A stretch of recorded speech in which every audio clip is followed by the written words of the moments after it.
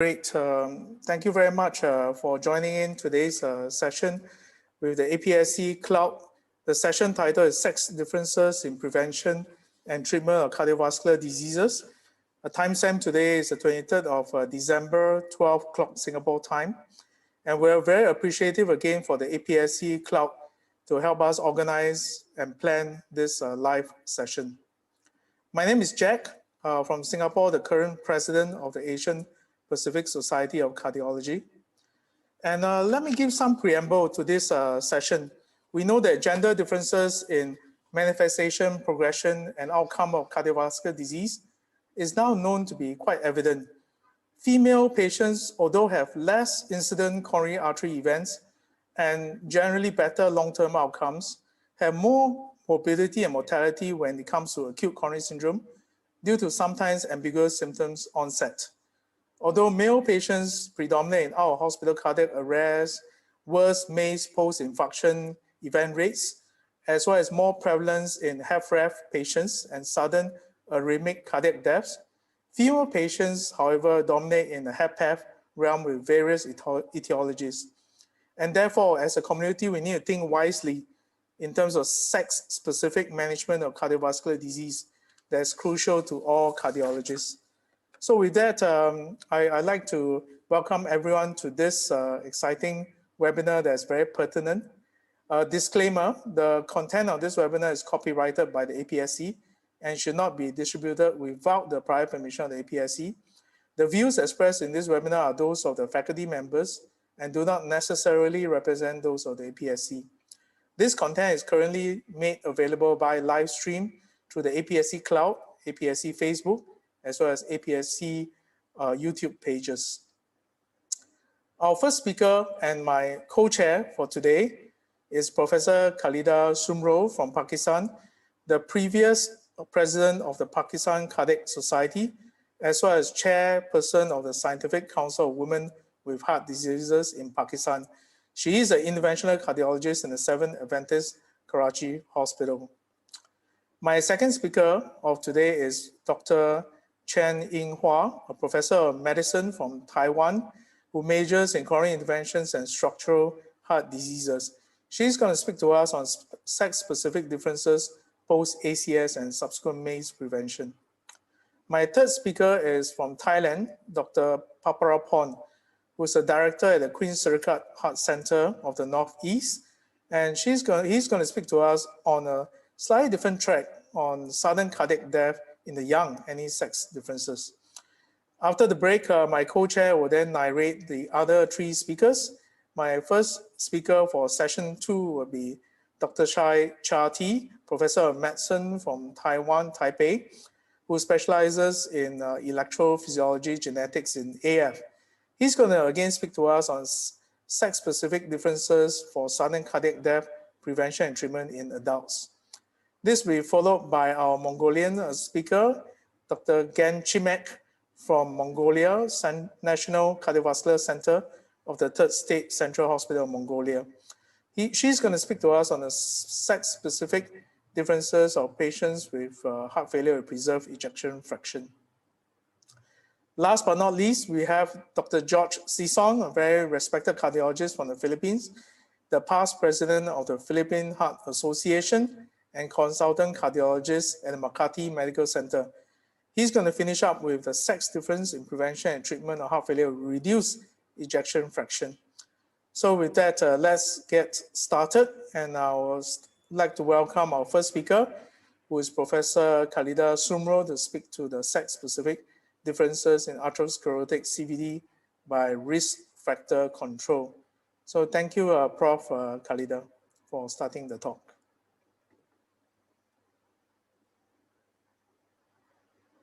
So Prof, maybe you can get unmuted first and then share your screen.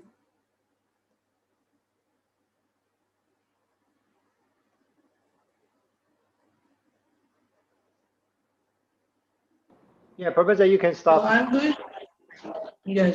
going to speak my presentation on the sex-specific differences in prevention and treatment of the atherosclerotic heart coronary artery disease by risk factor control. As we know that atherosclerotic coronary heart disease is a group of diseases which is leading killer of both women and men globally. CVD, however, now becoming more common in women than men. Results of the Framingham study suggest that there is increased incidence of coronary heart disease in men than women up to the age of 70. Increased incidence was observed in menopausal age during 40 to 45 years of age in women now. There is accumulating evidence that female-specific risk factors have influence on the impact of major risk factors and on the onset of CVD. Attention for the female-specific risk factor may enable early detection and intervention in apparently healthy women, which partially require different approaches to prevention as well as treatment and leading to differences in outcome.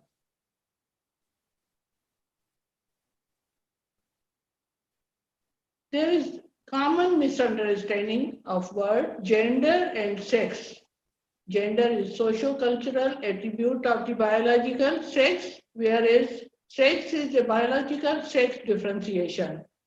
It comprises sex genotype and sex phenotype. Both are XX genotype but differ in phenotype expression, thus disease, pathophysiology, manifestation, response to treatment can be related with the biological sex, whereas disease perception, use of health care, decision making, and therapeutic response can be assessed through the gender-based decisions.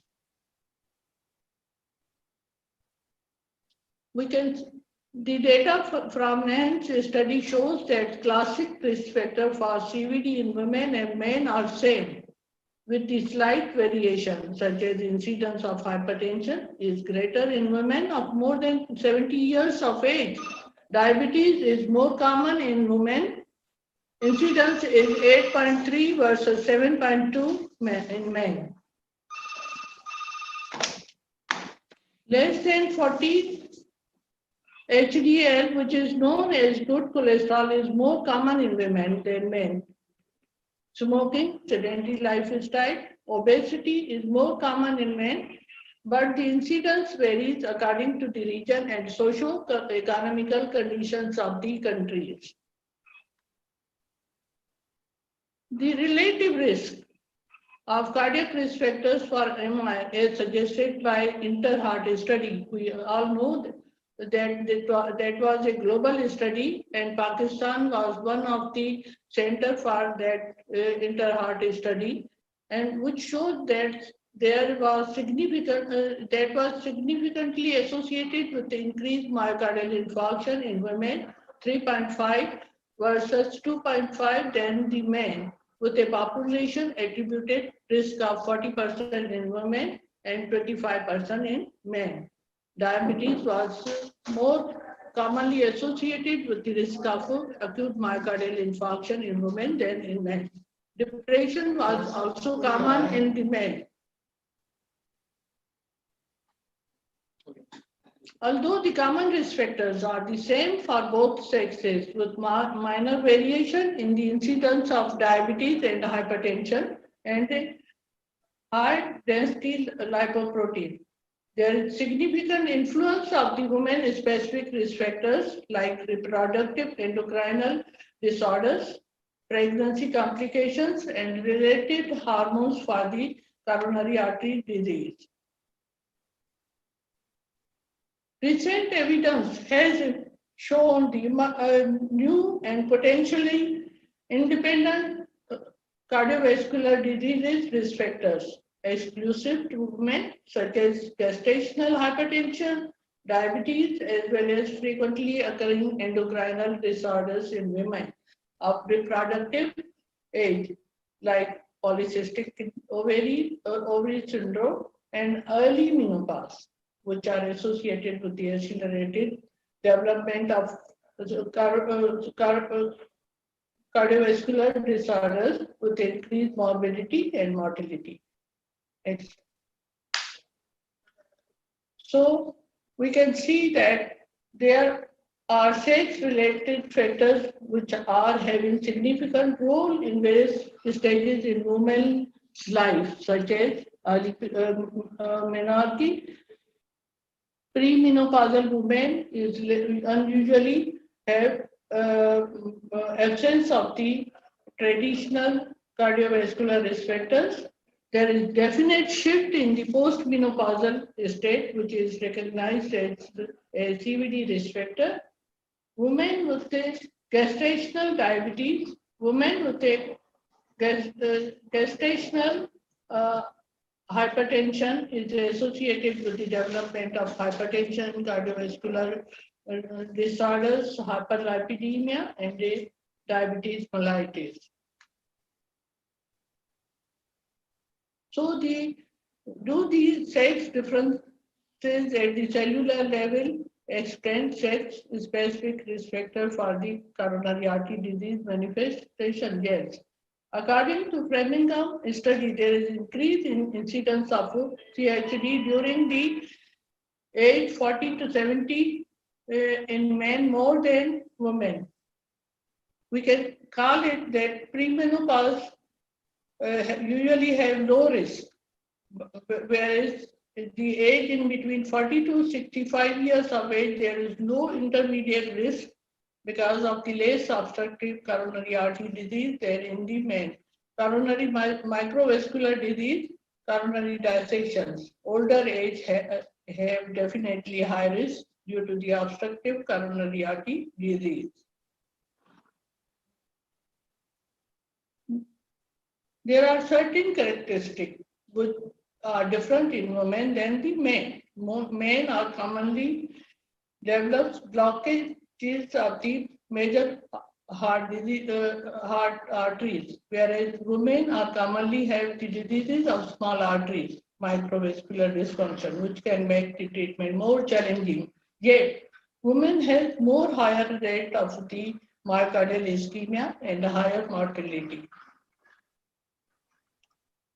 We can also consider the characteristics of the coronary arteries in young women also. So higher blood clot formation is there, endothelial dysfunction, small vessel size, and diffuse atherosclerosis is present in women. They are usually having less fibrotic atherosclerotic plaques, and similar magnitude of the atherosclerosis is present, but usually they have less stenosis than the men. Sex differences in the mechanism of coronary artery disease.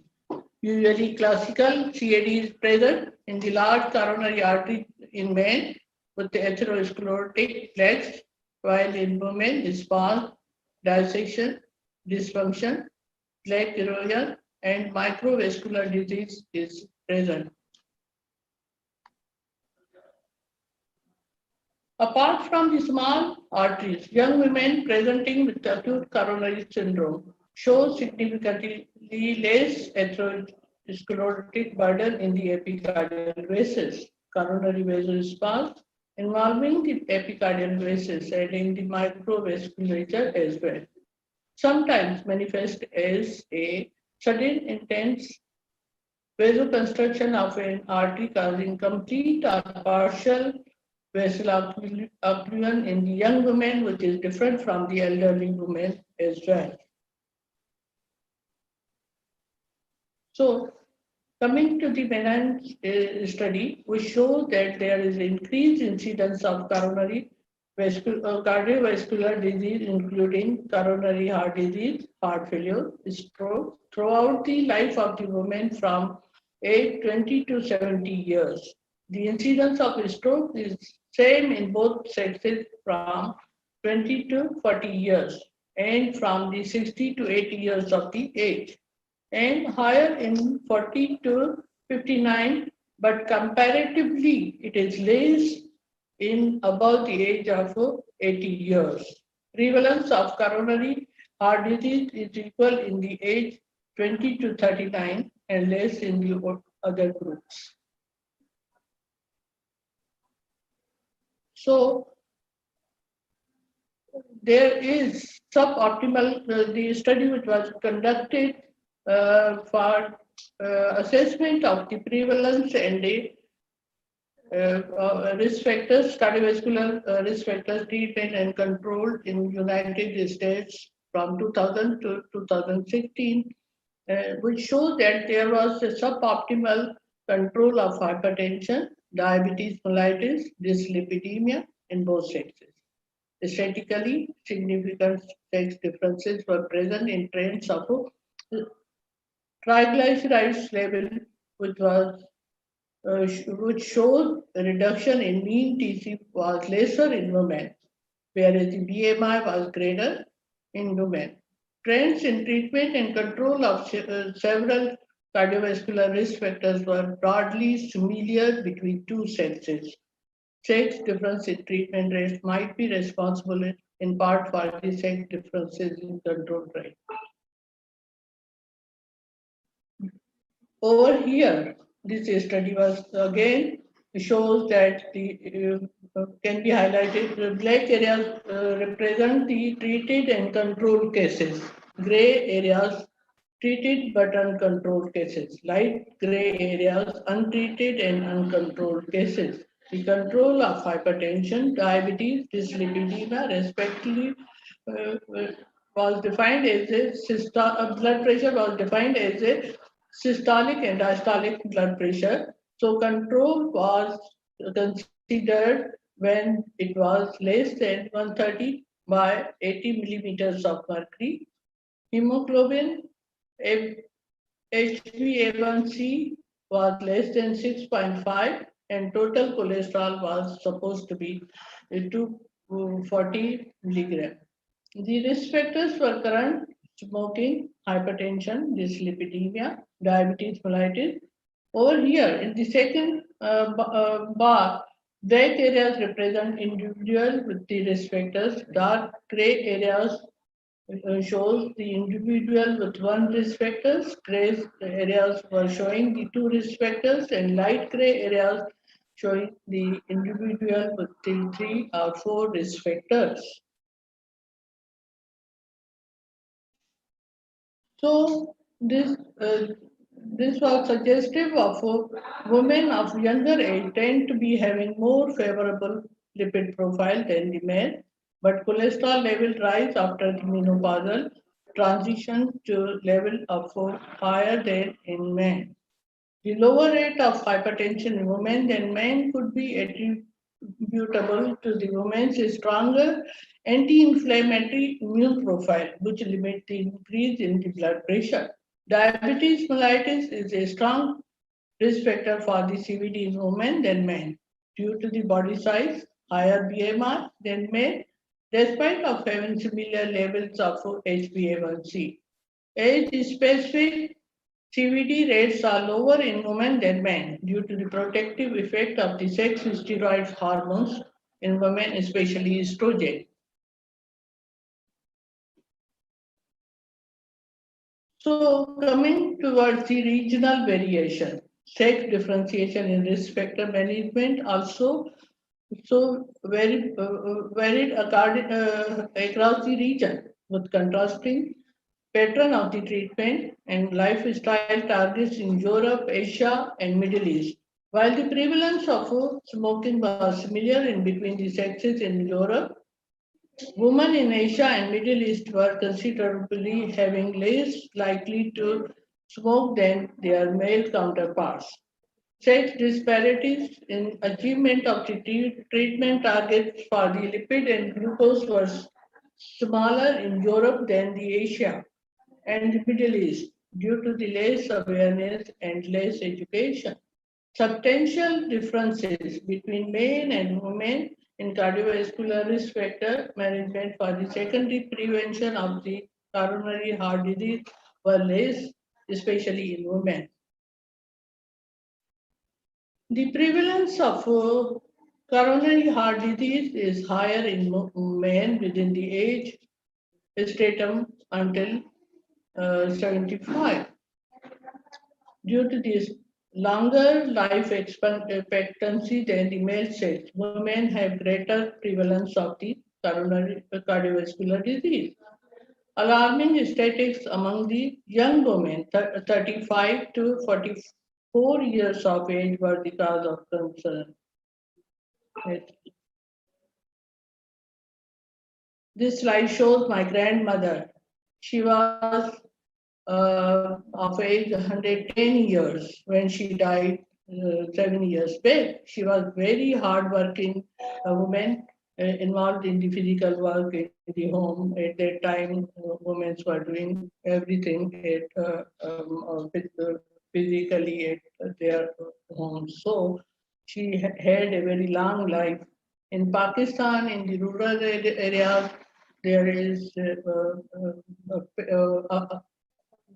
nowadays still people with a long life. So Pakistan, coming towards the Pakistan scenario, Pakistani population has one risk factor in 15.9% of the people. Women have multiple risk factors, 42 with 20% in men. Acute coronary syndrome with diabetes is 61% with 31% than the men. Hypertension 75 is 43% in men with increased risk of the coronary artery disease. Low HDL, high triglycerides in women, total cholesterol, LDL are same in both sexes. Oral tobacco use and smoking are more common in men than the women, but it is more common, announced as more common in the urban areas as well, because most of the younger generation is doing the tobacco in various forms. The prevalence of metabolic syndrome is high in women, 49% than the men, 34.8% in men, leading to the CVD in 30% of women. Physical inactivity is more common in women of the urban areas, leading to obesity, hypertension, diabetes, especially at the menopausal age. Depression is again an important cause due to the social insecurities for complications of the MI. So secondary complications are more due to the depression. Due to research and awareness regarding the coronary heart disease, there is increase in mortality because the people are aware about the heart diseases. So the incidence of heart disease is more in Pakistan, and that's why the mortality is again high since 1983 in women comparatively to men in Pakistani population. Report from the, we are coming back towards the care. Even if it is less in the high income countries, if we proceed global studies. So the study conducted in one of the high income countries revealed that women receive less care, investigation and treatment for the cardiovascular disease than do men, and might have higher risk of the death. However, very few studies systematically reports risk factors, use of primary and secondary prevention, medication, incidence of cardiovascular disease, death in population run from the community. And this is also true for the urban areas of the Pakistan. So, coming towards the guidelines based prevention and treatment of the patients. The American College of Cardiology and American Heart Association guidelines of the 2017 for the prevention and detection, evaluation and management of the hypertension in adults recommends antihypertensive medications in the presence of hypertension with threshold of systolic blood pressure more than 140 millimeters of mercury and diastolic blood pressure more than 90 millimeters of the mercury. Because of the high absolute risk of the CVD in men, more men than women with the low density lipoprotein cholesterol of 70 to 189 milligram per deciliter could be eligible for the treatment. Sex difference in the prevalence of controlled dyslipidemia in favor of men was greatest in the older age group, in which most women would also be eligible for treatment on the basis of 10 years risk of atherosclerosis, CVD of more than 7.5%. So, how can the reduction of atherosclerotic risk factor can be achieved? Exercise and physical activity in prevention of the role of exercise and physical activity in prevention and treatment of atherosclerotic cardiovascular disease.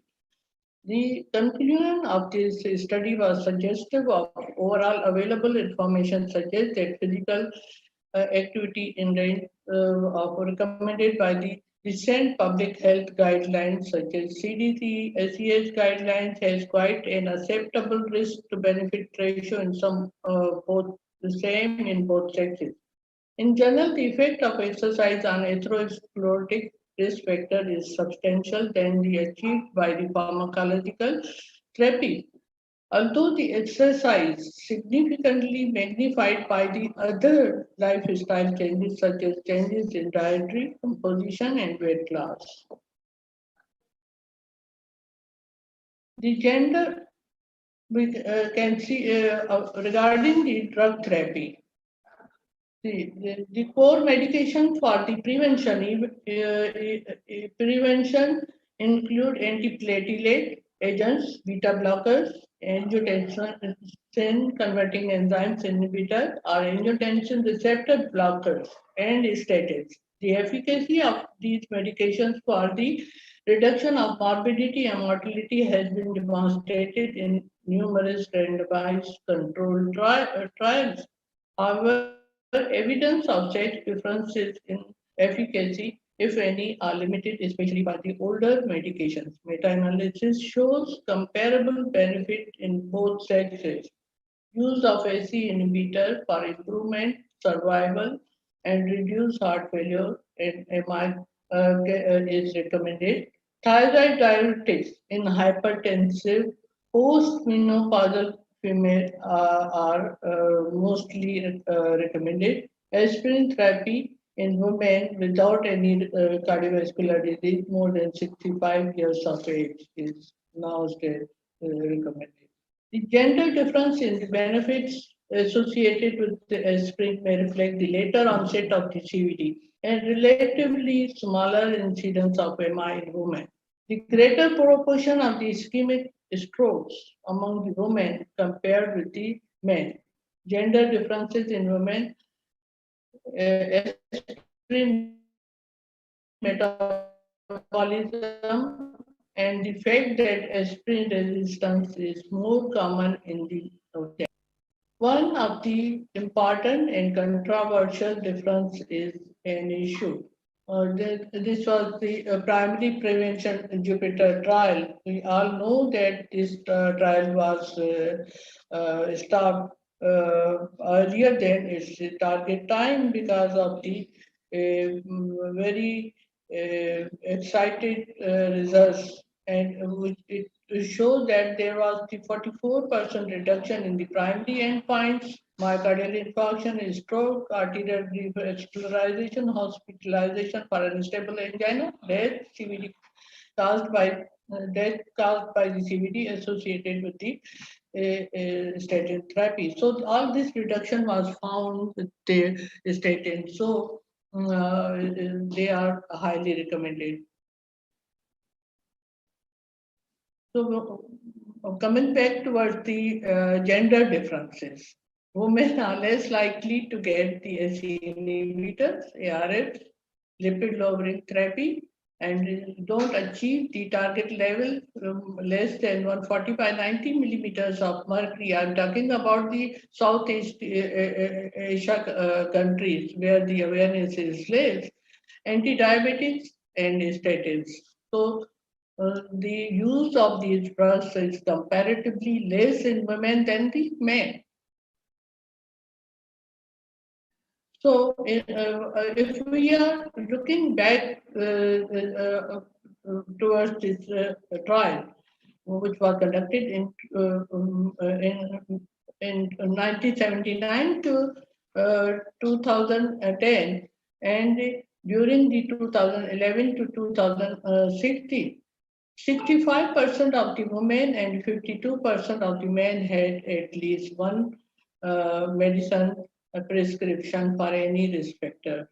16% of the women and 13% of the men used 5 or more medications. Antihypertensive and lipid-lowering agents were the commonly prescribed drugs in both sexes.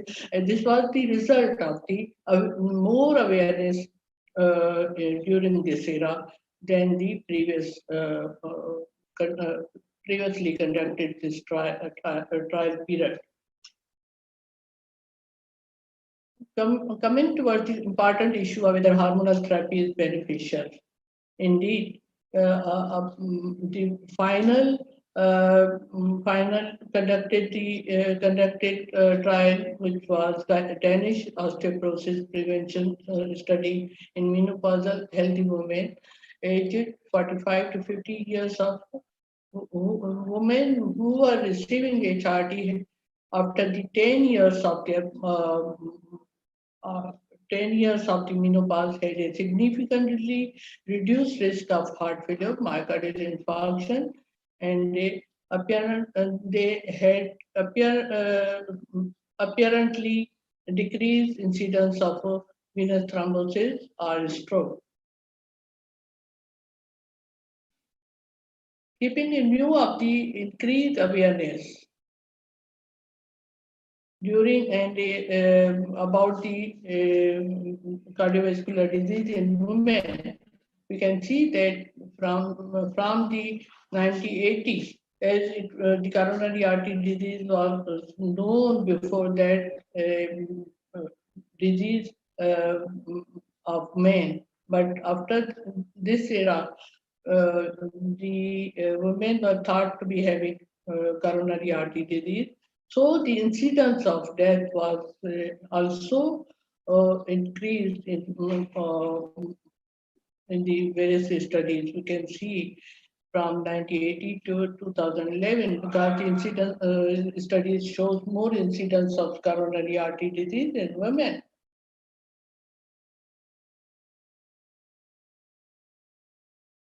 So definitely there is increased awareness of CVD and death in women, doubling the rate of awareness of the death, heart diseases as leading cause of the death in women during 1997 to 2012, as I have already spoke about it.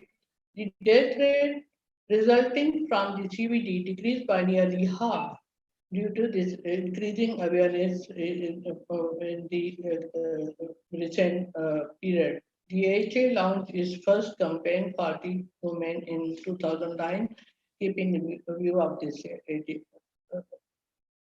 So, the conclusion of my study will be that female-specific risk factors are of influence on the impact of major risk factors, common risk factors, and on the onset of CVD leading to a worse outcome in women varied by the regions. Trends in control of the hypertension, smoking, high density lipoprotein, cholesterol, HbA1c were broadly similar but suboptimal. Reduction in TG was greater in the men. BMI was increased to a greater extent in women. Suboptimal substantial differences between men and women in CVD risk factor management for the secondary prevention of coronary artery disease is present, most often to be worse for the women. Sex disparities in risk factor management differed across the regions, suggesting the need for the tailored strategies to reduce these inequalities. Said differences in treatment rates might underpin some of the differences in control rates. To improve the uptake of the guideline recommended care for the secondary prevention of coronary heart disease in both men and women, steps should be taken.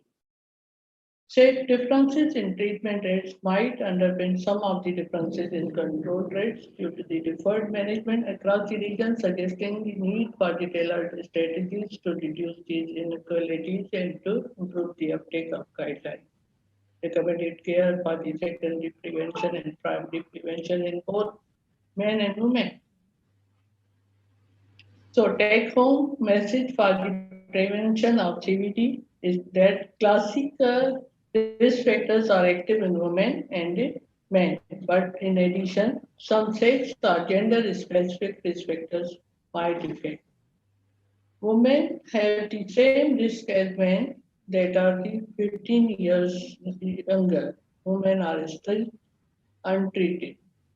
Thank you so much for patience. Thanks, Prof. Khalida. That's really a tour de force lecture. I think it really covered a lot of ground. Can I ask you to stop share for the time being, the slide deck? So I think we used up quite a lot of time. I just like to move on to two quick questions and comments. One for Dr. Chen from Taiwan. Dr. Chen, may I ask, looking at Prof. Khalida's slide deck, what is your comment on the ideal, or is there any differences in terms of investigations between men and women to detect underlying CAD?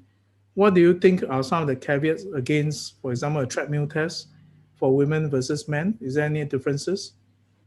Dr. Chen? Could you hear me? Yes, you're quite clear. Please go ahead. From previous study, it seems like treadmill, if women receive treadmill test, will reveal more false positive in women. So I think CT angio or presenting saline are more reasonable for detection of CAD in women. Any age cutoff, because both involve some form of radiation? Is there any guidance to the age before you recommend this test to women? You mean if female is pregnant, so you think No, CT is not? Younger ladies, less than 40, we recommend it as a first cut investigation, CT. Because treadmill is less expensive, so the first line should be a treadmill test. But if it's equivocal or inconclusive, I will proceed with presenting saline or CT angio. Thank you. Dr. Ganchimek, can I just ask also what's the observation in Mongolia? Prof. Khalida presented quite well that there's two bimodal presentation. When women do get coronary artery disease when they're much younger, the mortality rate is actually quite significant. And most times related to cardiometabolic, diabetes, smoking subsets. Do you have this observation in Mongolia as well? Is there a younger subset of women getting coronary artery disease? Dr. Ganchimek? Thank you. Can you hear me? Yeah, go ahead. So we, unfortunately, I think we don't have enough data on this. Yeah. The majority of the patients who hospitalized because of the coronary artery disease are, majority of them are old male patients. Yeah, so it's very rare in our condition. That's great, because in Southeast Asia, increasingly we're getting more younger ladies with risk factors, especially smoking and diabetes, presenting with AMI. And it's actually quite distressing to treat young ladies with significant CAD. So I think in the interest of time, we'll move on to the second lecture by Professor Chen Yinghua, who's going to speak to us on sex-specific differences when it comes to ACS? And what is the treatment and intervention strategies to reduce event rates? Professor Chen, please.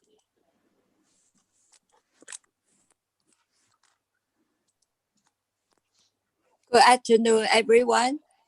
Could you see my slide? Not quite yet. So still waiting to see your slides. Yes. Perhaps.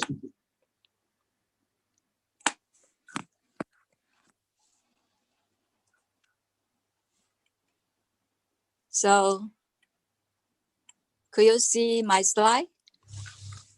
I'm so sorry, not yet. Oh.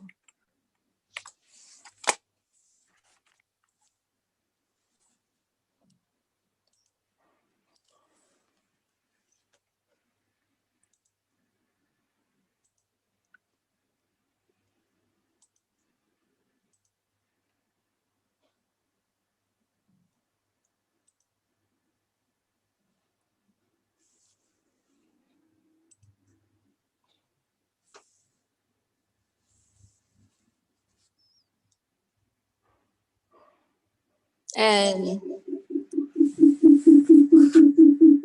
there's some echo. I think you have two systems on.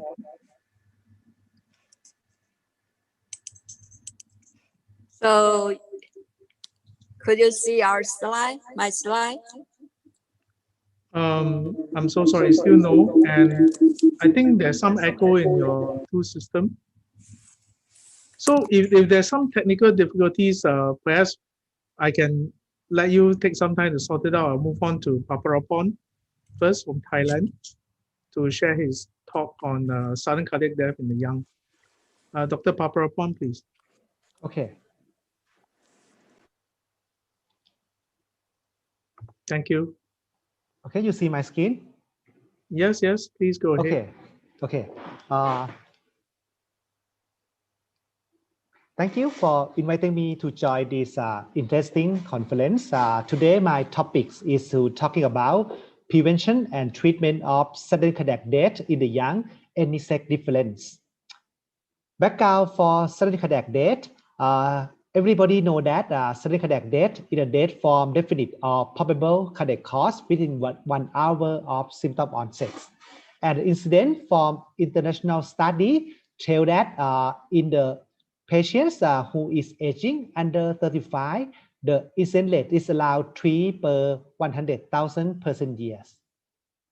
And when we're looking into the cause of sudden cardiac death, when we're looking into the patients under 35 years old, the most common cause is consisting of the cardiomyopathy, congenital heart disease, or sometimes the patient from the ion channel disorder. And another thing that we have to thinking of is anomalous coronary artery and myocarditis. And the point that I want to make today is how important of the sex difference in cellular electrophysiology and surface ECG. When you're looking into the electrophysiology of the heart, you will know that the premenopause adult women have faster baseline heart rate.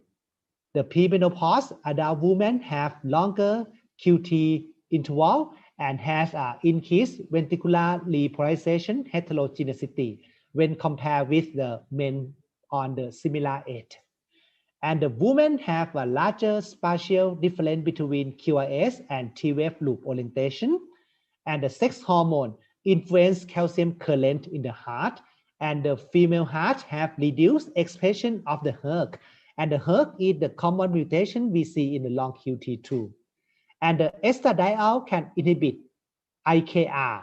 And the testosterone exhibit protective arrhythmia influenced by testosterone increasing the activity of IKS. I think this is the electrophysiology of the heart and the surface ECG that the sex or the hormone cause the difference in the male and female. And I think in terms of sex difference effects, sudden cardiac death in the young, I think in these 2 years, we have very great review article from the American Heart and from the European Society of Cardiology. And I think in terms of primary electrical disorder, we have the sex difference in three common diseases like long QT syndrome, Brugada syndrome, and catecholaminergic polymorphic VT. In terms of sacral disorder, the sex difference may be pale in hypertrophic cardiomyopathy and arrhythmogenic RV cardiomyopathy. So, come to the first case, 22 years old male presented with cardiac arrest during playing football. When we work up, echocardiogram is normal. When you're looking into the Holter, you see this in the upper panel, you see the Torsades poor, and when you're looking into the lower panel, you will see the ECG show the QT prolonged, and you see the T-wave alternate. So when you see the T-wave alternate from the ECG and the QT prolonged, and make the patient have Torsades poor, you have to thinking of this syndrome we call the long QT syndrome. When you're looking into how to diagnose long QT syndrome, this is from the European guideline. You can diagnose long QT syndrome with a QTC more than 480 milliseconds in repeated 12-lead ECG, or you have the long QT risk score more than 3. And sometimes long QT may diagnose in the presence of the confirmed pathologic mutation, irrespective of QT duration. So this is important because the long QT is a disease that can diagnose by the mutation of the gene. Because when we're looking into the gene-specific trigger for the type of long QT, you have to know that the long QT1 may stimulate by the activity by exercise or swimming or the playing sport. For the long QT2, the stimulation or trigger of arrhythmia may be from the auditory trigger. And for the long QT3, the events may trigger when you have the high vagal tone, like you have the event occur during the night or when you sleep. And for the ECG pattern, we have suggestion from the ECG pattern that you can make diagnosis of the type of long QT. Because the long QT1, you have the whiteboard base of the QT. Long QT2, maybe you have the bifid T wave, and long QT3, you have state of the ST segment and the normal looking T wave. And this is the long QT risk score. If you have the score more than 4 points, this is a high probability of the long QT syndrome. So, sex difference in long QT syndrome, this is maybe explained by the hormone effect on the ion channel that have defect by the genetic mutation. Usually, if we're looking into the normal QT interval, physiologically, the women have the longer QTC than men. And in terms of the sex difference, if you're looking into the incident in the young, the boys with long QT1 from the KCNQ1 gene mutation have higher risk of ventricular arrhythmia and fatal event than girls. But the tend switch into puberty. If when the age go to the puberty, the risk of event in male have lower, but the female have higher risk after you go into the puberty. Therefore, if there have been no event until the age of 16, the risk of ventricular arrhythmia in male decrease, while female, the risk is still the same or increase when you go into the puberty. And from some specific type of long QT2, from the KCNH2 gene mutation, this is the high risk of arrhythmia in post-pubertal female and remain increased both during childhood and adulthood. This is why sex is important when you managing long QT syndrome. Especially when you're looking in the long QT syndrome, because when you're looking into the ECG will show the bifid or notch or low amplitude T wave. And this is the point you have to make important thing when you manage up the long QT2 patient. Because long QT2 women who have the QTC more than 500 milliseconds are high risk, and the risk will continue after menopause. So lifelong follow-up and continue long-term therapy, like you have to continue beta blocker lifelong. And another thing, long QT2 women, the risk may be increased postpartum period, including first 9 to 12 months after delivery. So in terms of management, in the woman, beta blocker therapy should be continued during pregnancy and postpartum in all long QT women, especially in long QT2. And the sex difference in long QT syndrome should be considered in risk stratification for ventricular arrhythmia, especially high risk of arrhythmia, even in pre-pubertal or childhood in boys and the women after puberty. This is the point of the long QT and the sex difference. After this, the competitive sport have to avoid both male and female, avoid QTP prolonging ducts, avoid hypoK both men and women. In terms of management, if you have cardiac arrest for long QT, you have to put the ICD. And the medication of choice for long QT syndrome, all men and women are beta blocker. Another disease, if you have to see in the Asian a lot, this is a 32 years old male presented with cardiac arrest, and this is the ECG after ROSC. You see in this ECG, when you're looking into the V1 and V2, you have diagnosis of the COV type or type 1 Bucada ECG pattern in V1 and V2. So this is we call the Bucada syndrome. We know this disease from 1992. This is the first ECG report from the Bucada group from the Professor Joseph Bucada and Petro Bucada. So now we know that Bucada syndrome have diagnosed by ST segment elevation, COV type in the right precordial leads. They have spontaneous or sometimes have to provoke by high intercostal space ECG, or you have to use that like the sodium channel blocker to provocative the surface EKG Bucada type 1. The study date in patient with structural normal heart had the result for Bucada syndrome cause VF, and you're looking into the incidence. Male Bucada syndrome more common, age harm more frequent in female. The mean age is around 40.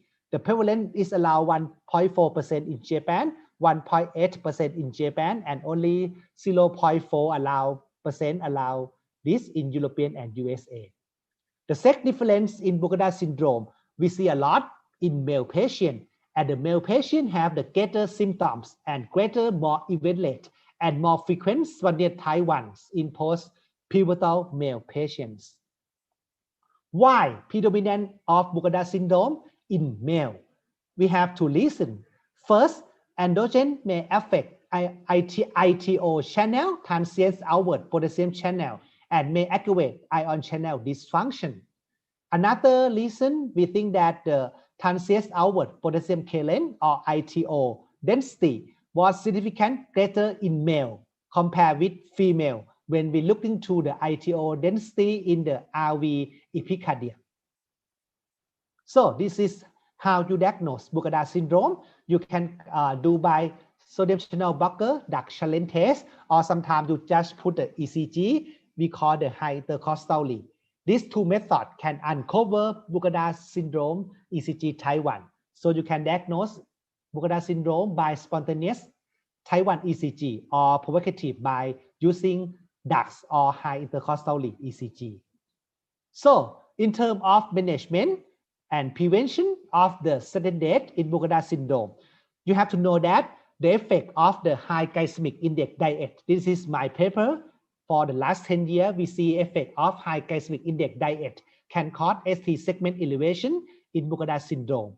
And another thing, you have to looking and take care of the patient who have Bucada syndrome because the effect of temperature. When you have fever, you have high temperature, this can trigger arrhythmic event in Bucada syndrome. So the recommendation when you manage the Bucada syndrome, you have to do three things. First, avoid duct that may induce ST segment elevation in the right precordial leads, like the duct that can block sodium channel, like amitriptyline, like sodium channel blocker. The second thing, you have to avoid excessive alcohol intakes and large meal, because we have to know that high glycemic index diets after you take alcohol or large meal can cause hypoK and sometimes can cause the ECG Bucada syndrome SC elevation and cause factor reentry and cause VF. If you have the fever can trigger arrhythmic event in Bucada syndrome. You have to prompt treatment of any fever with antipyretic drugs in Bucada syndrome. This is the thing you have to advise to all the Buccal syndrome patients. So in terms of treatment, no difference between treatment between Buccal syndrome male and female. If you have cardiac arrest or you have the sustained VT, you have to push the ICD. And if you have the recurrent episode of the ICD shock, you may give the medication like quinidine to treat the recurrent ICD shock for appropriate therapy. In terms of Buccal VT-VF storm, you can use isoproterenol infusion to treat the VT storm from Buccal syndrome. Another topic, I think this is the question we've seen a lot when you take care of the Buccal syndrome. The Buccal syndrome who have cardiac arrest post-ICD can exercise or not? The answer is yes. If post-ICD more than 3 months, they have no arrhythmic event after you push the ICD. You can interrogate the ICD, no arrhythmia, no VT, no VF. And after that, you can share decision making with the patients, how they can exercise. But you have to know that exercise can precipitate cough type during recovery phase of exercise. And if the Buccal syndrome patient want to participate in sport or exercise, they can exercise, but we don't recommend to play the competitive sport. They just do only the moderate sport intensity that not associated with increase in core temperature more than 39 degrees Celsius. We know that if the temperature in the body has high temperature, they can cause Buccal syndrome trigger to VT-VF. And have to advise, you have to do the Buccal syndrome patient do not to do endurance exercise under extremely hot weather or the humid condition. This is the advice thing that you have to advise to the Buccal syndrome patients. This is another case we can see in the sudden cardiac death in the young. This is my patient, 16 years old male, present with cardiac arrest during playing football. If you're looking into this ECG, you will see the beauty of this ECG. You have bidirectional ventricular tachycardia. So this is we call the ECG is bidirectional ventricular tachycardia. After that, the baseline ECG have normal, no QT prolongation, the normal ECG as baseline. So when we push this patient to do the exercise state test, you see from the state test, you can reproduce bidirectional VT. So this is diagnosis of the catecholaminergic induced polymorphic VT. This is the autosomal dominant and the genetic heterogeneous. This disease may be occur during exercise or state emotion. It can start at young age. The point that the baseline ECG must be normal. Now we know that the catecholamine-induced polymorphic VT, or we call the CPVT, have the defect of the lyanodine receptor. This is a defect, and you cause the calcium leakage of calcium in the cell and trigger calcium leakage from sarcoplasmic reticulum. So in your cell, you have like the delay after depolarization, trigger calcium overload to cause the bidirectional VT. So in CPVT, the term of sex difference, because we know that young men with the RYR2 mutations or lyanodine receptor mutation were shown to have higher risk of cardiac event than women, and men are more likely to be positive when you're testing for the lyanodine receptor mutation. In terms of treatment, I think the treatment is the same between male and female CPVT patient. You have to treat patient with beta blocker. Sometimes if beta blocker could not control the symptom, you can add flecainide, because a flecainide can block the sodium calcium exchanger channel and can block the channel that have the mutation. So this can treat the CPVT. The ICD implantation preserve only the patient have sudden cardiac death. Another patient, when you see this ECG, these are male 25 years with cardiac arrest during playing football too. When you're looking into the ECG after the ROSC, you see the patient have the left axis deviation in the young male. So this patient with we suspect of the LVH, you see we have the big septal force and big septal Q wave. When you have the young male cardiac arrest, LV hypertrophy, big septal force, big septal Q wave, you have to thinking of about the hypertrophic obstructive cardiomyopathy as the cause of sudden cardiac death. Hypertrophic cardiomyopathy, most common cause of sudden cardiac death in the young, and the sudden cardiac death is primarily related to VT or VF. This is autosomal dominant inherited disease, and the important is the penitence is higher in men with the ratio of 3:2 ratio compared with women. And the prevalence we see in sudden cardiac death list is around 1% per year. We see hypertrophic cardiomyopathy male in men more than women, but the sudden cardiac risk is the same. So sex should not be considered in risk stratification for ventricular arrhythmia. This is the genetic responsible for hypertrophic cardiomyopathy. Is from the mutation of beta myosin heavy chain, myosin binding protein C, or mutation in cardiac troponin T. Like I tell you, penitence in this disease is higher in men with 3:2 ratio compared with women. And this is how to diagnose hypertrophic cardiomyopathy. You can diagnose by doing the echocardiogram. Sometimes you do advanced imaging like cardiac MRI. This can diagnosis of the hypertrophic cardiomyopathy. This is another patient, Thai male, 18 years old, present with chest pain and cardiac arrest. This ECG is surveillance of the VF. And EKG after cardiac arrest, you see you have the LV hypertrophy. You have a lot of voltage in laterally. You have deep inverted T in V4 to V6. So this ECG pattern we call the Yamaguchi ECG pattern. We call this ECG pattern we can see in apical hypertrophic cardiomyopathy. And this case, we go to do the cardiac MRI and we can diagnose apical hypertrophic cardiomyopathy. And in terms of treatment, like I tell you, you put the ICD in the hypertrophic cardiomyopathy patients who have previous event like sudden cardiac death, VF, or sustained VT. And for risk stratification, we use a family history of sudden cardiac death. We use massive LV hypertrophy. We use apical aneurysm. We use EF less than 50%. But like I tell you, this disease is common in male than female. But the sex, not the risk factor for the ventricular arrhythmia. This is another case. 30 years old male, start post CPR defibrillation.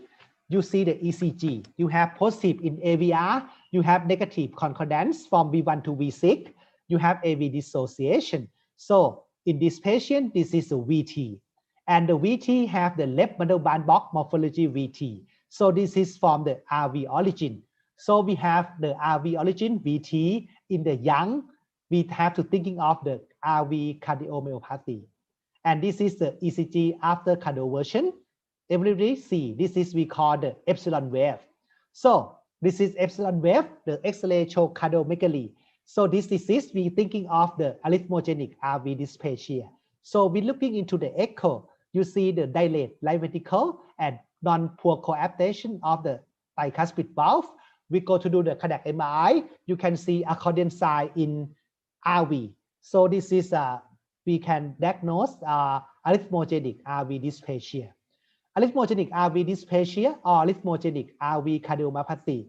This is from the myocardial loss, and then adipose tissue and fibers have to go infiltrate replacement of the RV at the RV free wall, subbicuspid valve, and sometimes the RVL protract free wall. This is the second common cause of sudden cardiac death in sacral heart disease. And this is caused from the genetic mutation from the desmosome gene. This can cause the reentrant VT with RV origin because you have some scar from the fibrofatty infiltrate. In terms of sex difference, higher disease penetrant in men 3 times when compared with women. And different from the hypertrophic cardiomyopathy because the male sex has been reported as the risk factor for ventricular arrhythmia. And regular exercise had associated with the high arrhythmic event. So this disease, we have to stick and tell patient you don't go to playing the competitive sport because this can cause the RV progressive dysfunction and can cause higher arrhythmic event. How you diagnose the ARVC? You can use 2019 Heart Rhythm Society consensus. You have to have the VT from the right ventricle that can present have the right bundle bandbox VT. You have major epsilon wave and you can diagnose by the MRI. So if you have the two major criteria, one major criteria plus two minor criteria or four minor criteria, you can diagnose ARVD or ARVC. So in terms of therapy, ICD used to put in the ARVD patient who have history of sudden cardiac death or who have history of sustained VT. So in management of ARVC, you have to do these four things. You have to do the accurate diagnosis. You have to do the less certified for sudden cardiac death. Now we have the online calculator that can calculate the list of sudden cardiac death in ARVD, and you can justify in high risk group to do the primary prevention for ICD. You have to minimize symptom and ICD shock. You can give beta blocker, amiodarone, sotalol, or sometimes you give, if the patient could not control VT, you can go to do the IF ablation for VT. In terms of prevention of the progression of the disease, you have to tell the patient stop competitive sport. You have to take beta blocker, take AC inhibitor in severe disease. So I think this is a pulse in treatment and prevention for hypertrophic cardiomyopathy and ARVC. For the ICD in hypertrophic cardiomyopathy, for survival of cardiac arrest or sustained VT, this is for the secondary prevention ICD. For primary prevention, the risk factor for sudden death is family history of sudden cardiac death in first degree relative, or the maximum wall thickness more than 30 mm, unexplained syncope or non-sustained VT. But like I tell you, sex should not be considered in risk stratification for ventricular arrhythmia in hypertrophic cardiomyopathy. For arrhythmogenic ventricular cardiomyopathy, male sex have reported as a risk factor for ventricular arrhythmia. This is a sex different have payload in ARVC. So in conclusion, I have to answer the question for the topic that you give to me. For sudden cardiac death in the young, any sex difference? I think for cardiac ischemia cause of the sudden death in the young, maybe from the malignant type of coronary anomaly, no sex difference for the anomalous coronary artery. But for the cardiomyopathy, hypertrophic cardiomyopathy, you have the male predominate for penetrant of disease, but risk of ventricular arrhythmia same for male and female. For arrhythmogenic cardiomyopathy, male predominate and male can increase risk of ventricular arrhythmia. For the long QT syndrome, for the boy in the children boy increase risk of ventricular arrhythmia. But after going into the puberty, the risk increase in women, especially in high risk for women in long QT2, extended to the postpartum period. For Brugada syndrome, very male predominate 5 times more than female, and the risk this comes from the ITO, with more frequent in male, and male have higher risk of ventricular arrhythmia. For the CPVT, we have seen male predominate with higher risk of ventricular arrhythmia. Thank you for your attention. If you have any questions, you can ask me. Thank you. Thanks, Dr. Paparapon. Excellent lecture again. Really a comprehensive review of sudden cardiac death causes in the young, differentiated between gender. So I learned that everything is more common in males except for long QT, probably. Can I ask one question? In Thailand, then, in athletic pre-participation screening, does Thailand screen with ECG or just history physical examination? Or is there any screening warranted in athletes? Okay, very great question. Because usually we take a history and physical examination, but because for sudden death in the young, it's a very disaster event when you see the athlete die in the competitive sport. So in Thailand, we usually do 12-lead ECG when we screening for the athlete. or the competitive sport in school sport, we always screen the ECG. Is there a difference between playing golf versus playing Muay Thai as a sport? We only do ECG when you do the high intensity sport. For the moderate intensity like golf, we don't screen for the ECG. But if you want to participate in high intensity sport or competitive sport, we used to screen the ECG because we want to detect some disease and make commentation like hypertrophic cardiomyopathy, long QT syndrome, Brugada syndrome, or some disease we have to advise or make some advice. You have to take more banana when you playing tennis because if hypo-K, maybe some trigger for arrhythmic event. Thanks. I think most people classify golf as low intensity. Yeah. But Muay Thai definitely high intensity. So thank you very much. Have you stopped the screen share? We'll move back to Professor Chen Yinghua for her talk on ACS management for gender differences. Professor Chen, please.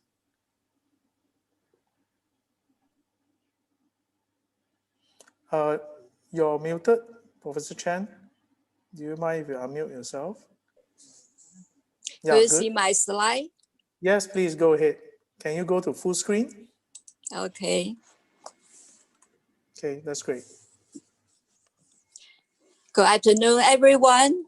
I'm Professor Yinghua Chen from Taipei Veteran General Hospital. I'm delighted to talk about 6 specific differences in the treatment of acute coronary syndrome, intervention, and subsequent MACE prevention. I will divide my talk into 3 parts. First, is there a sex gap in the management and outcomes in patients with ACS? Second, non-atherosclerotic mechanism or ACS in women, such as spontaneous coronary artery dissection, Takotsubo cardiomyopathy, and Minoka. Third, and I will discuss how to close the gap in sex disparity in ACS. You can see for traditional risk factors such as hypertension, diabetes, and smoking are more prevalent and have greater clinical impact in women compared with men. Additionally, there are several non-traditional cardio risk factors unique to women, including SLE, gestational diabetes, hypertension in pregnancy, and depression. Women tend to present more often with atypical symptoms. The most common symptom of a heart attack for both men and women is chest pain, but women may experience atypical symptoms such as fainting, indigestion, and extreme fatigue. You can see from the right panel, young women tend to present less likely with chest pain, and women presenting without chest pain have greater mortality. Although deaths from cardiovascular disease have decreased over the past 3 decades, women in many parts of the world still have worse outcomes after acute coronary syndrome. The same findings were observed in our country. You can see over these years, the incidence of AMI were constant in both men and women, but in hospital mortality rate were constantly higher in female, and there was no significant improvement of mortality, both in STEMI and non-STEMI for female patients over these years.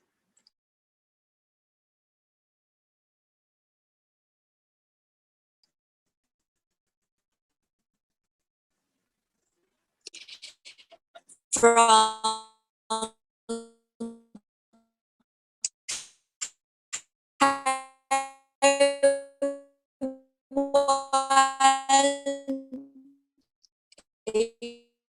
ACS force its prospect. There were more than 338 centers in Taiwan. 24 patients were women, older, and have more prevalence of hypertension and diabetes. And women were more commonly present with non-STEMI and non-obstructive coronary artery disease. The in-hospital outcome, including all-cause deaths, cardiovascular deaths, new onset heart failure, and atrial fibrillation, were higher in women. And followed to 1 year, you can see the all-cause mortality was almost twice as high as men. If we focus on STEMI patient undergoing prime PCI, you can see women less often underwent prime PCI, and the door to balloon time was longer for women patients. And in hospital and 1 year mortality rate were higher in women.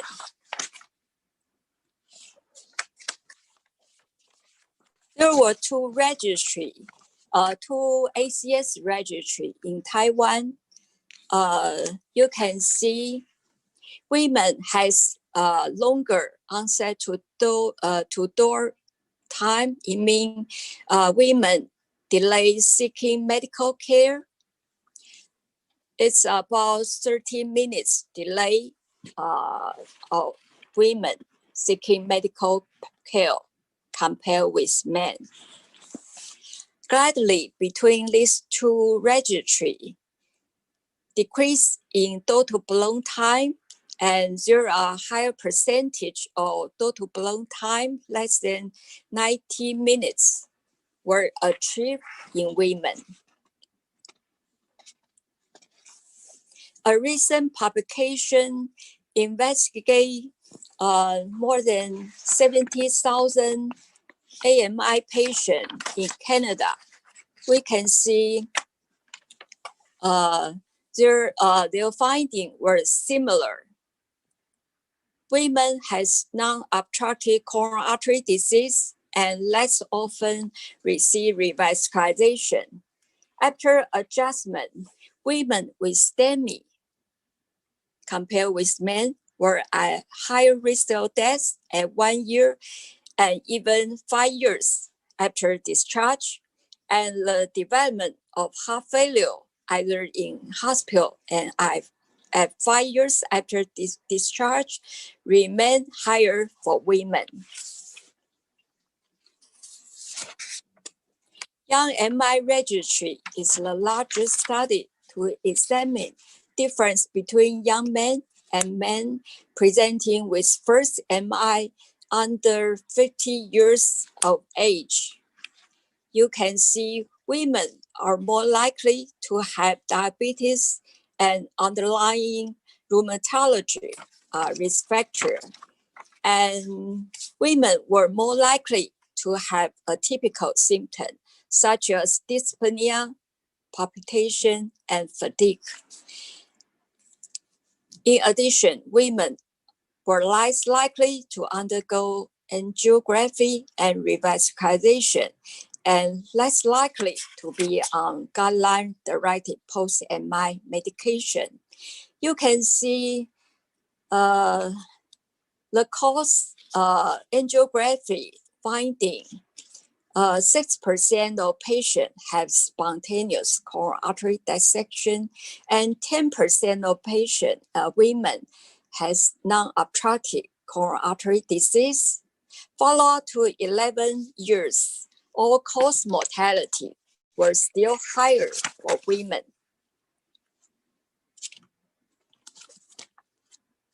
Previous studies show women undergoing PCI for ACS have high risk of vascular as a side complication. According to rival trial, female was a significant predictor of major vascular complication. You can see the hazard ratio of female is 2.4, And if we use radial axis, the decrease in major vascular complication is greater for women than for men. The absolute risk reduction was 3% for women and 2% for men. Likewise, metric axis trial show men has a low risk of exercise bleeding, and the benefit with transradial axis was relatively greater in women. Next, I will discuss some non-obstructive coronary artery disease such as spontaneous coronary artery dissection, Takotsubo syndrome, and Minoka. First, spontaneous coronary artery dissection, SCEP. It's defined as non-traumatic, non-iatrogenic, non-atherosclerotic separation of coronary artery wall by intramural hemorrhage, creating a false lumen.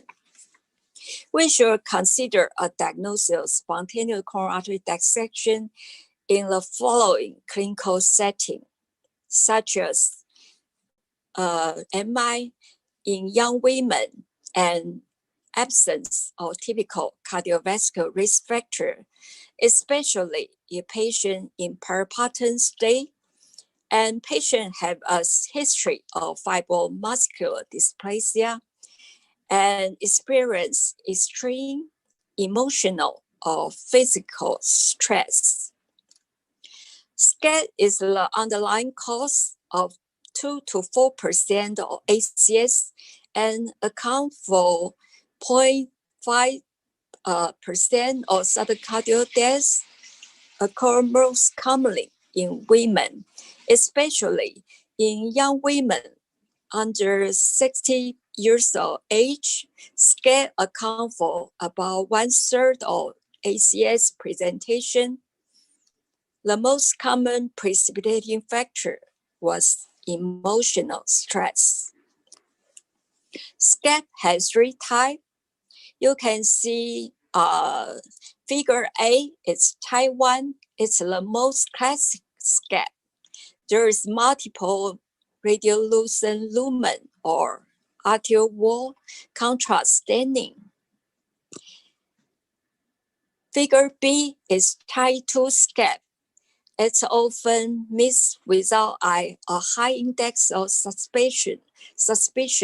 You can see diffuse stenosis that cause varied severity and length. It comprises 70% of SCEP. And figure C show type 3 SCEP. It's mimic atherosclerosis, only have focal or tubular stenosis, usually less than 2 centimeters. In addition to angiography, IVUS and OCT are the gold standard for diagnosis of SCEP. SCEP is not a real cause of ACS, predominant in women, but is still under diagnosis. Among patients with SCEP, the mean age was 46 years and 94% of patients were female. The most common presentation was STEMI, and cardiogenic shock or cardiac arrest was observed in 16%. Most of patients can be treated with conservative treatment because coronary revascularization is associated with increased risk of complication and adverse outcomes. Only patients with Lehman disease or severe proximal two vessel dissection have hemodynamic instability and ongoing ischemia symptom. Those patients we may consider PCI or CABG. Next, I will discuss Takotsubo syndrome. According to Mayo Clinical criteria, the diagnosis of Takotsubo syndrome requires the presence of all four of the following. First, transient dyskinesia or mid-ventricular segment. Second, absence of obstructive coronary artery disease. Third, there are new EKG abnormality or troponin elevation. Fourth, there's absence of pheochromocytoma and myocarditis.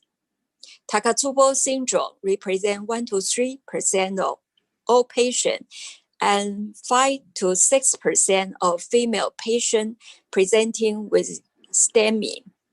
Typical patients were post-menopause women after an emotional or physical stress event. Women has an almost 9 times higher risk compared with men.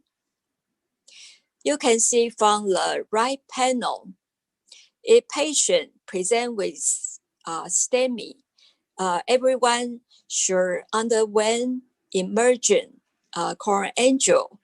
A patient with non-STEMI, you can calculate intertech score, including female sex, emotional stress, physical stress, non-STEMI, psychological or neurological disorder, and QT prolongation. If intertech score is more than 70, indicate high probability of Takotsubo syndrome. And if you suspect patient has Takotsubo syndrome, you can arrange transthoracic echo. If apical blooming is present, then we should arrange CT to investigate if there is any coronary artery disease. If CT is negative, we can skip coronary angio. If patient have unstable hemodynamic or arrhythmia, we can proceed to do coronary angio to rule out MI. Takotsubo syndrome is not benign, although it's a reversible condition, but heart failure and variant arrhythmia can occur during the acute stage. So 1/5 of in hospital patient, 1/5 of patient may experience heart failure or mitral regurgitation or even cardiogenic shock during admission.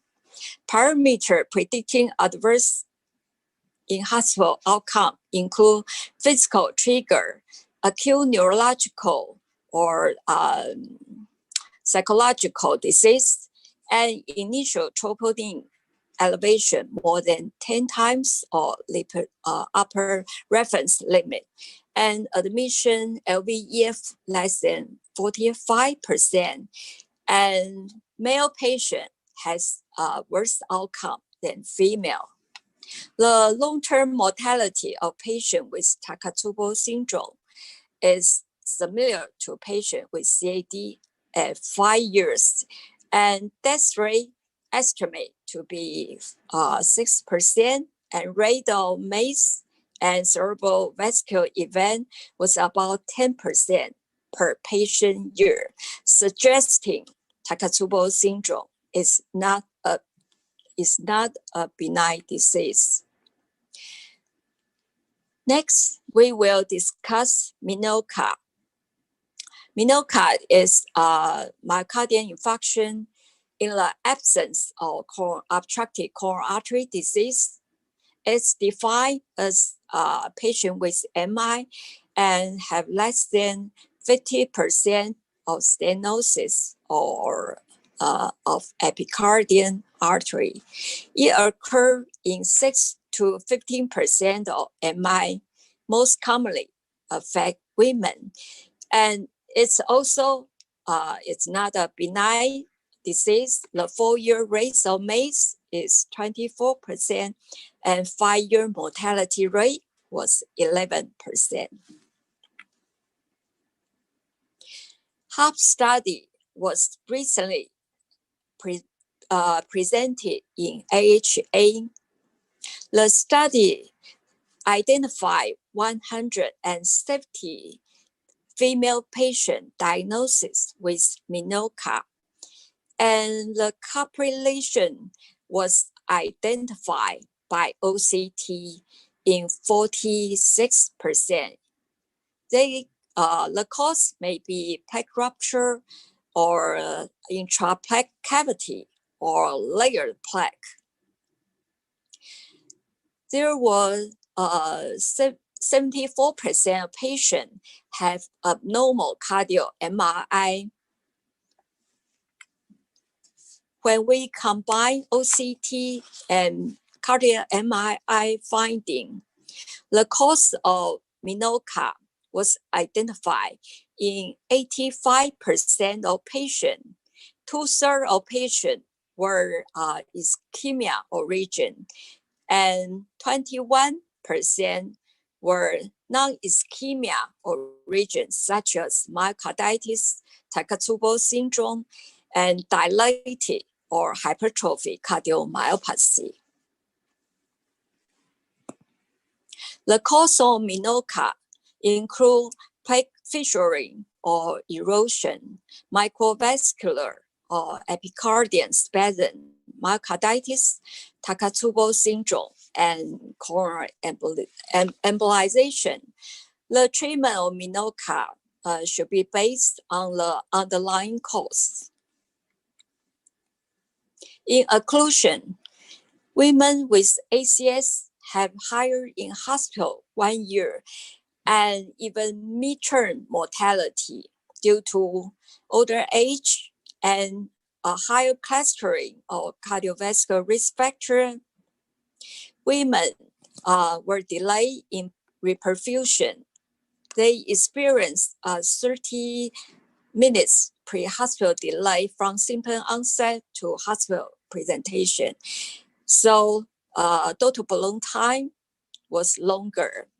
And women receive low use of reperfusion therapy and secondary prevention, such as DAP, beta blocker, ACI, and statin. And female patients experience high prevalence of heart failure at admission and after discharge, and they experience more bleeding complication after intervention. Such complication could be significantly reduced by radial access. But when we adjust clinical characteristic and treatment, the sex difference in hospital mortality was no longer observed in female patients. We should close the gap in sex disparity in ACS. First, we can identify sex-specific risk factors such as SLE, diabetes, some rheumatological risk factor to improve females' risk stratification. And because female patients present more with atypical symptoms, so we should increase awareness of ischemic heart disease and use sex-specific guidelines and adequate inclusion of women in clinical trial. And we should use more diagnosis images to evaluate ischemic heart disease in women, such as CT for epicardial stenosis, PET and MRI for microvascular disease, IVUS or OCT, to investigate those non-atherosclerotic mechanism of ACS. Thank you for your attention. Thank you, Professor Chen. Again, excellent comprehensive lecture, and I learned that for the rarer causes of AMI, now instead, unlike sudden cardiac death, is more common in women, whether it's CAD, menopausal stress, cardiomyopathy. So there is a question from Professor Lin and his team. I saw that in women, the onset of CAD AMI is at least a decade older than males. So it's a persistently higher morbidity and mortality rate of women with AMI due to the age-related worse coronary anatomy, or is it due to delay in treatment and getting evidence-based treatment, which is more likely the cause for the increased mortality in women? From many studies, women always receive less often invasive treatment and medication after discharge. And many studies demonstrate if we adjust this risk factor, the outcome of women and men were almost the same. So the most important factor for worse outcome for female patient, I think it's delayed diagnosis, delayed presentation, and under treatment. Okay, thank you for that. Why do you think there's more atypical presentation of AMI in women as well? Why are the symptoms atypical? You can see this slide.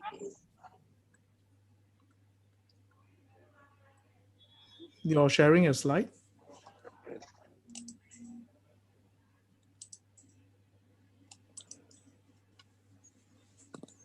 Yep. Yeah. You can see the most common symptom of heart attack for both men and women is still chest pain, but women experience more fainting, indigestion, and extreme fatigue, especially in young women less than 45 years old.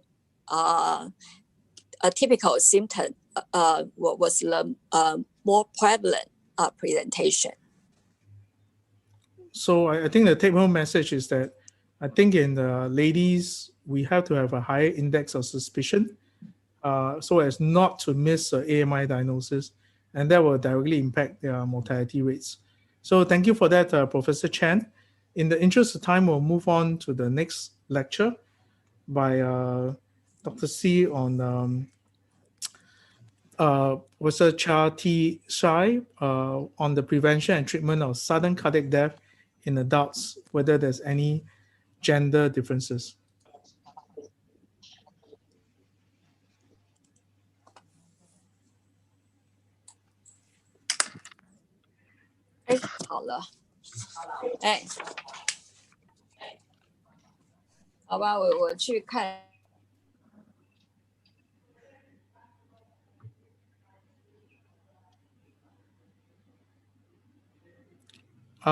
Are you muted? Maybe you can. You're good. You're good. Thank you.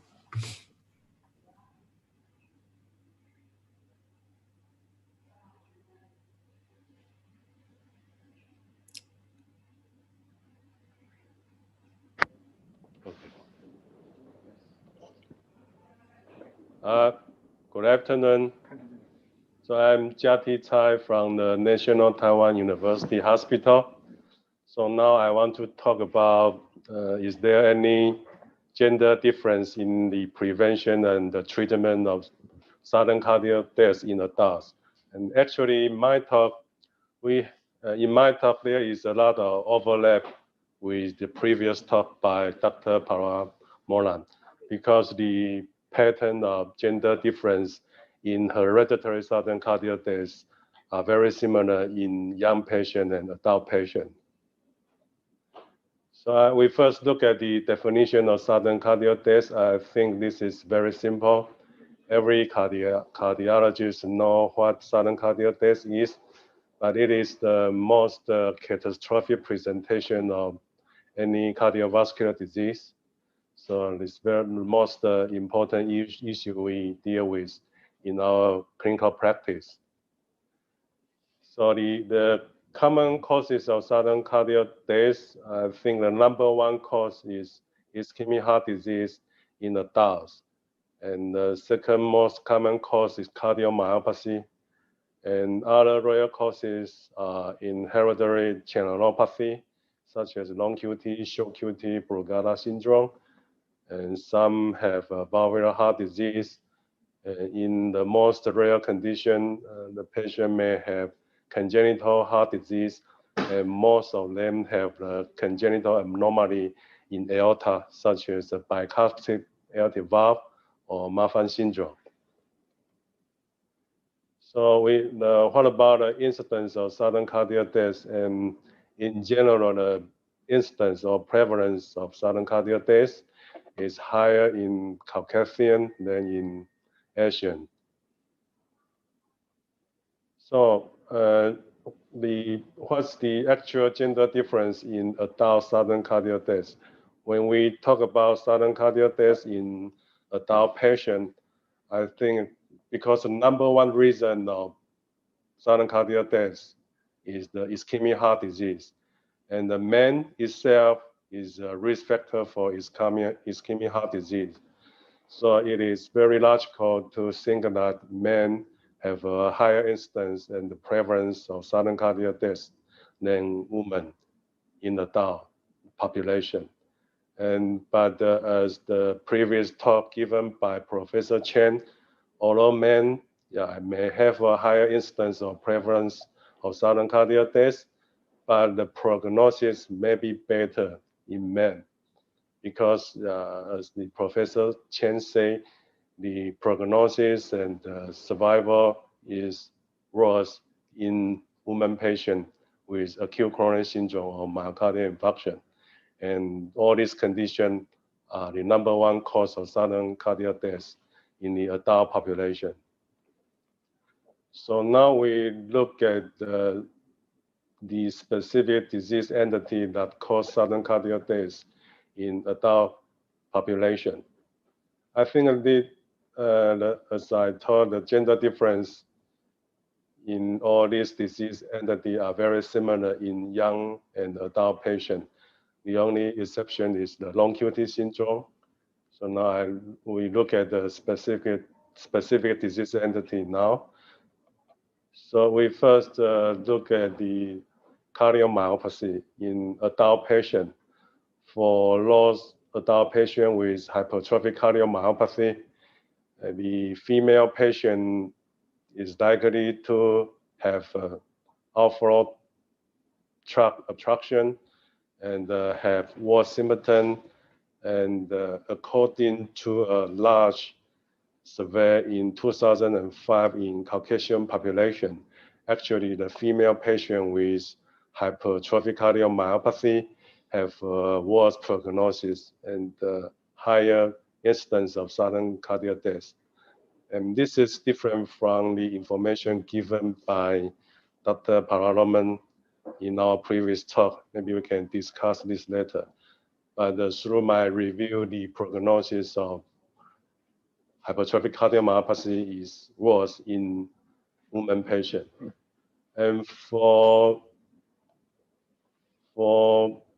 the disease of dilated cardiomyopathy and arrhythmogenic right ventricular cardiomyopathy, the male patient are associated with severe symptoms and manifestation, and also have a worse outcome. And the prevalence and the incidence of dilated cardiomyopathy or arrhythmogenic right ventricular cardiomyopathy are also higher in adult men. And regarding Takotsubo cardiomyopathy, I think Professor Chen talked a lot about this cardiomyopathy. Is much more common in the women population, and the prognosis is also worse in the women population. So now we look at the so-called channelopathy. We first look at short QT syndrome. That is not very common in our Asia Pacific region. All this data was gathered from the Caucasian population. In general, for the male patient with short QT syndrome, male patients tend to present with syncope. And there is no gender difference in the initial presentation of sudden cardiac death. But in the long-term follow-up, after they received the ICD implantation, the women patient tended to have a higher probability of cardiac event, either ventricular tachycardia or ventricular fibrillation or sudden cardiac death during follow-up, and the female patient tend to have more false inappropriate shock. Even the women patient have more incidence of cardiac event during follow-up, but because the treatment of implantable cardiac ICD is very effective, so the long-term prognosis is similar between the female patient with short QT syndrome and male patient with short QT syndrome. And what about long QT syndrome? Yeah, I think Dr. Paramaran talked about much about long QT syndrome in the young. And the general idea information is that in the young patient population, the men or the male patient tended to present at the younger age. We can look at this figure. So before puberty, we can see more male patient with long QT syndrome presented with sudden cardiac death. And after puberty, we see more female patient with long QT syndrome. We can also see this slide when we look at the age at initial presentation or the first cardiac event. When in the younger population, we see more male patient with long QT syndrome. And after age of 20, we see more patient with female patient with long QT syndrome. Yeah, we can see more and more female patient with long QT syndrome when the age get older. But through because the patient with long QT syndrome, the incidence rate is not very high in the Asia Pacific region. I reviewed the rate of sudden cardiac death for patients with long QT syndrome in the Asia Pacific region. In general, there is no difference of rate of sudden cardiac death or cardiac event in male patient or female patient with long QT syndrome. So, but when the age of the patient is older than puberty, between 15 years old and or even more 40 years old, we can see more female patient presented with sudden cardiac death. So this is the same information as I taught. So finally, we look at Brugada syndrome. I think this is very well known to all the cardiologists in the Asia Pacific region. The male patient is more likely to present with type 1 ECG and a body sudden cardiac death. And the prognosis for the male patient with Brugada syndrome is much worse than female patient with Brugada syndrome. Yeah, I think this is very well known to all the cardiologists in the Asia Pacific region. So finally, we look at some rare conditions that are associated with sudden cardiac death in adult patients. We first look at the bicuspid aortic valve. In those patients with bicuspid aortic valve, the female patient is more likely to have severe aortic stenosis. So the incidence of cardiac event for patients with bicuspid aortic valve is higher in the female adult patient. And for degenerative arterial stenosis, especially for those patients with low cardiac output, severe arterial stenosis, we can first look at these two lines and these two lines. For all those patients that receive intervention, either surgical intervention or TAVR, the prognosis is better in the intervention group than the non-intervention group or medical treatment group. But the female patient tended to have less response to any treatment or intervention. Or in patients with degenerative arterial stenosis and that decreased left ejection fraction, the female patient have a worse outcome, even they receive intervention, either surgical intervention or percutaneous intervention.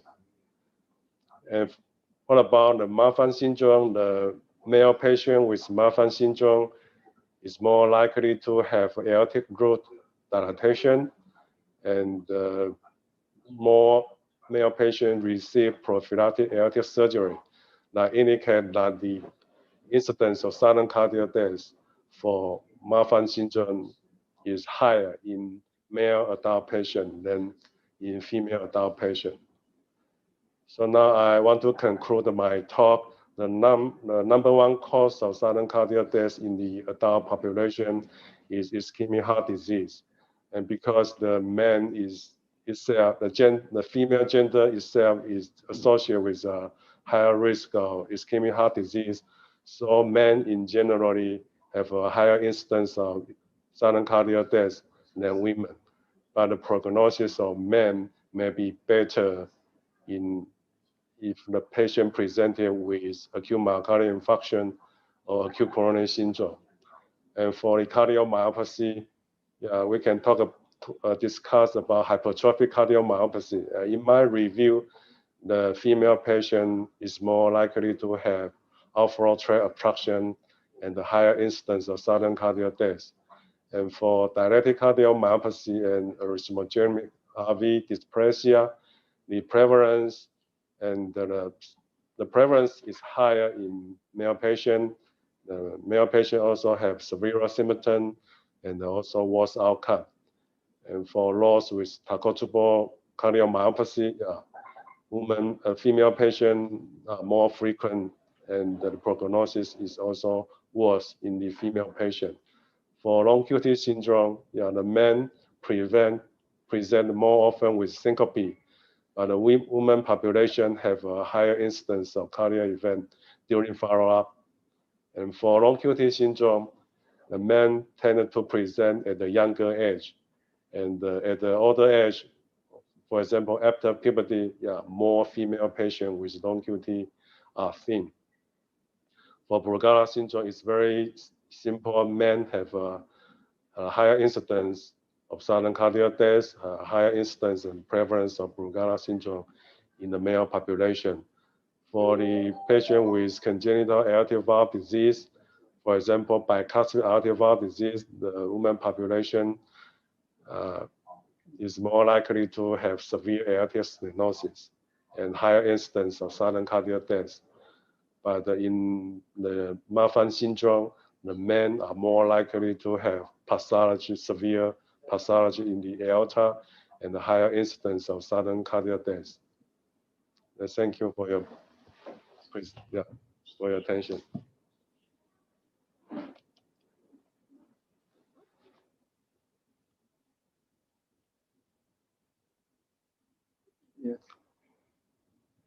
Any question for my talk?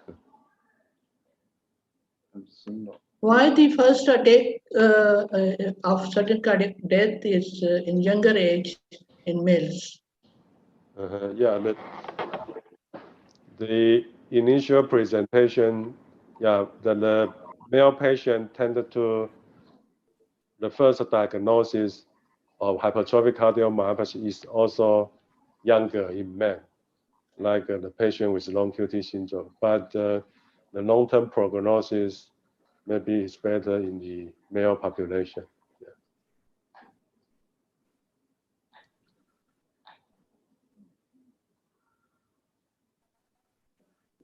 or it may be more worse ischemic heart disease in males, which is responsible for the male patients during a younger age, or this first attack.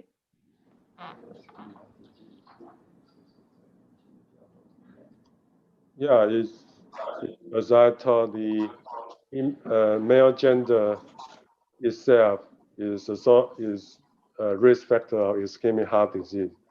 So in general, the prevalence and the incidence of ischemic heart disease is higher in the adult male population.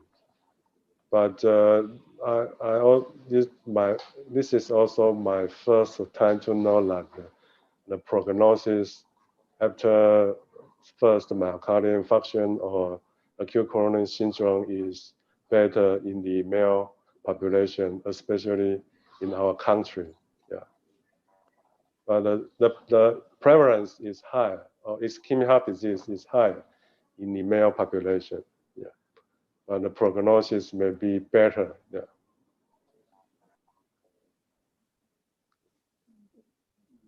What is the evaluation rate of these patients in your country?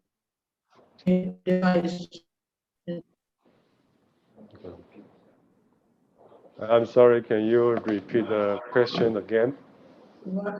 What is the evaluation rate? Have you any state insurance support in your country? Yeah, the health insurance for my country for the treatment of all the cardiovascular disease is almost 100% covered. Yes. So evaluation is a pretty costly procedure. Very weird. In low-income countries, of Asia Pacific, usually patients cannot go for the extensive evaluations in these cases.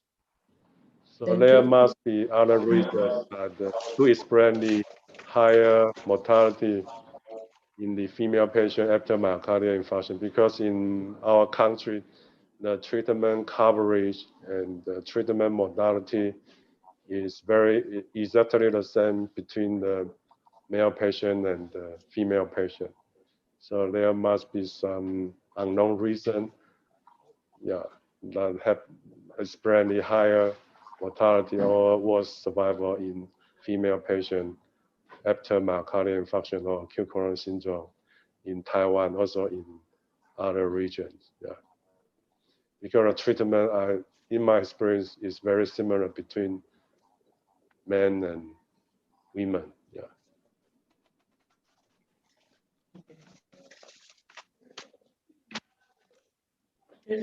It has been a very excellent talk.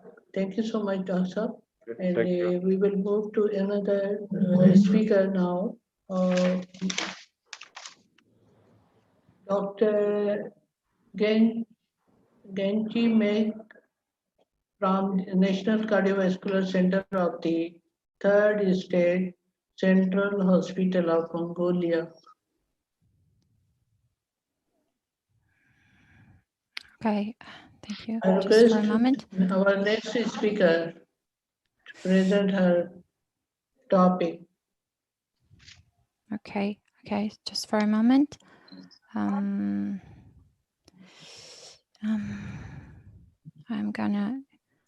gonna share the slides. So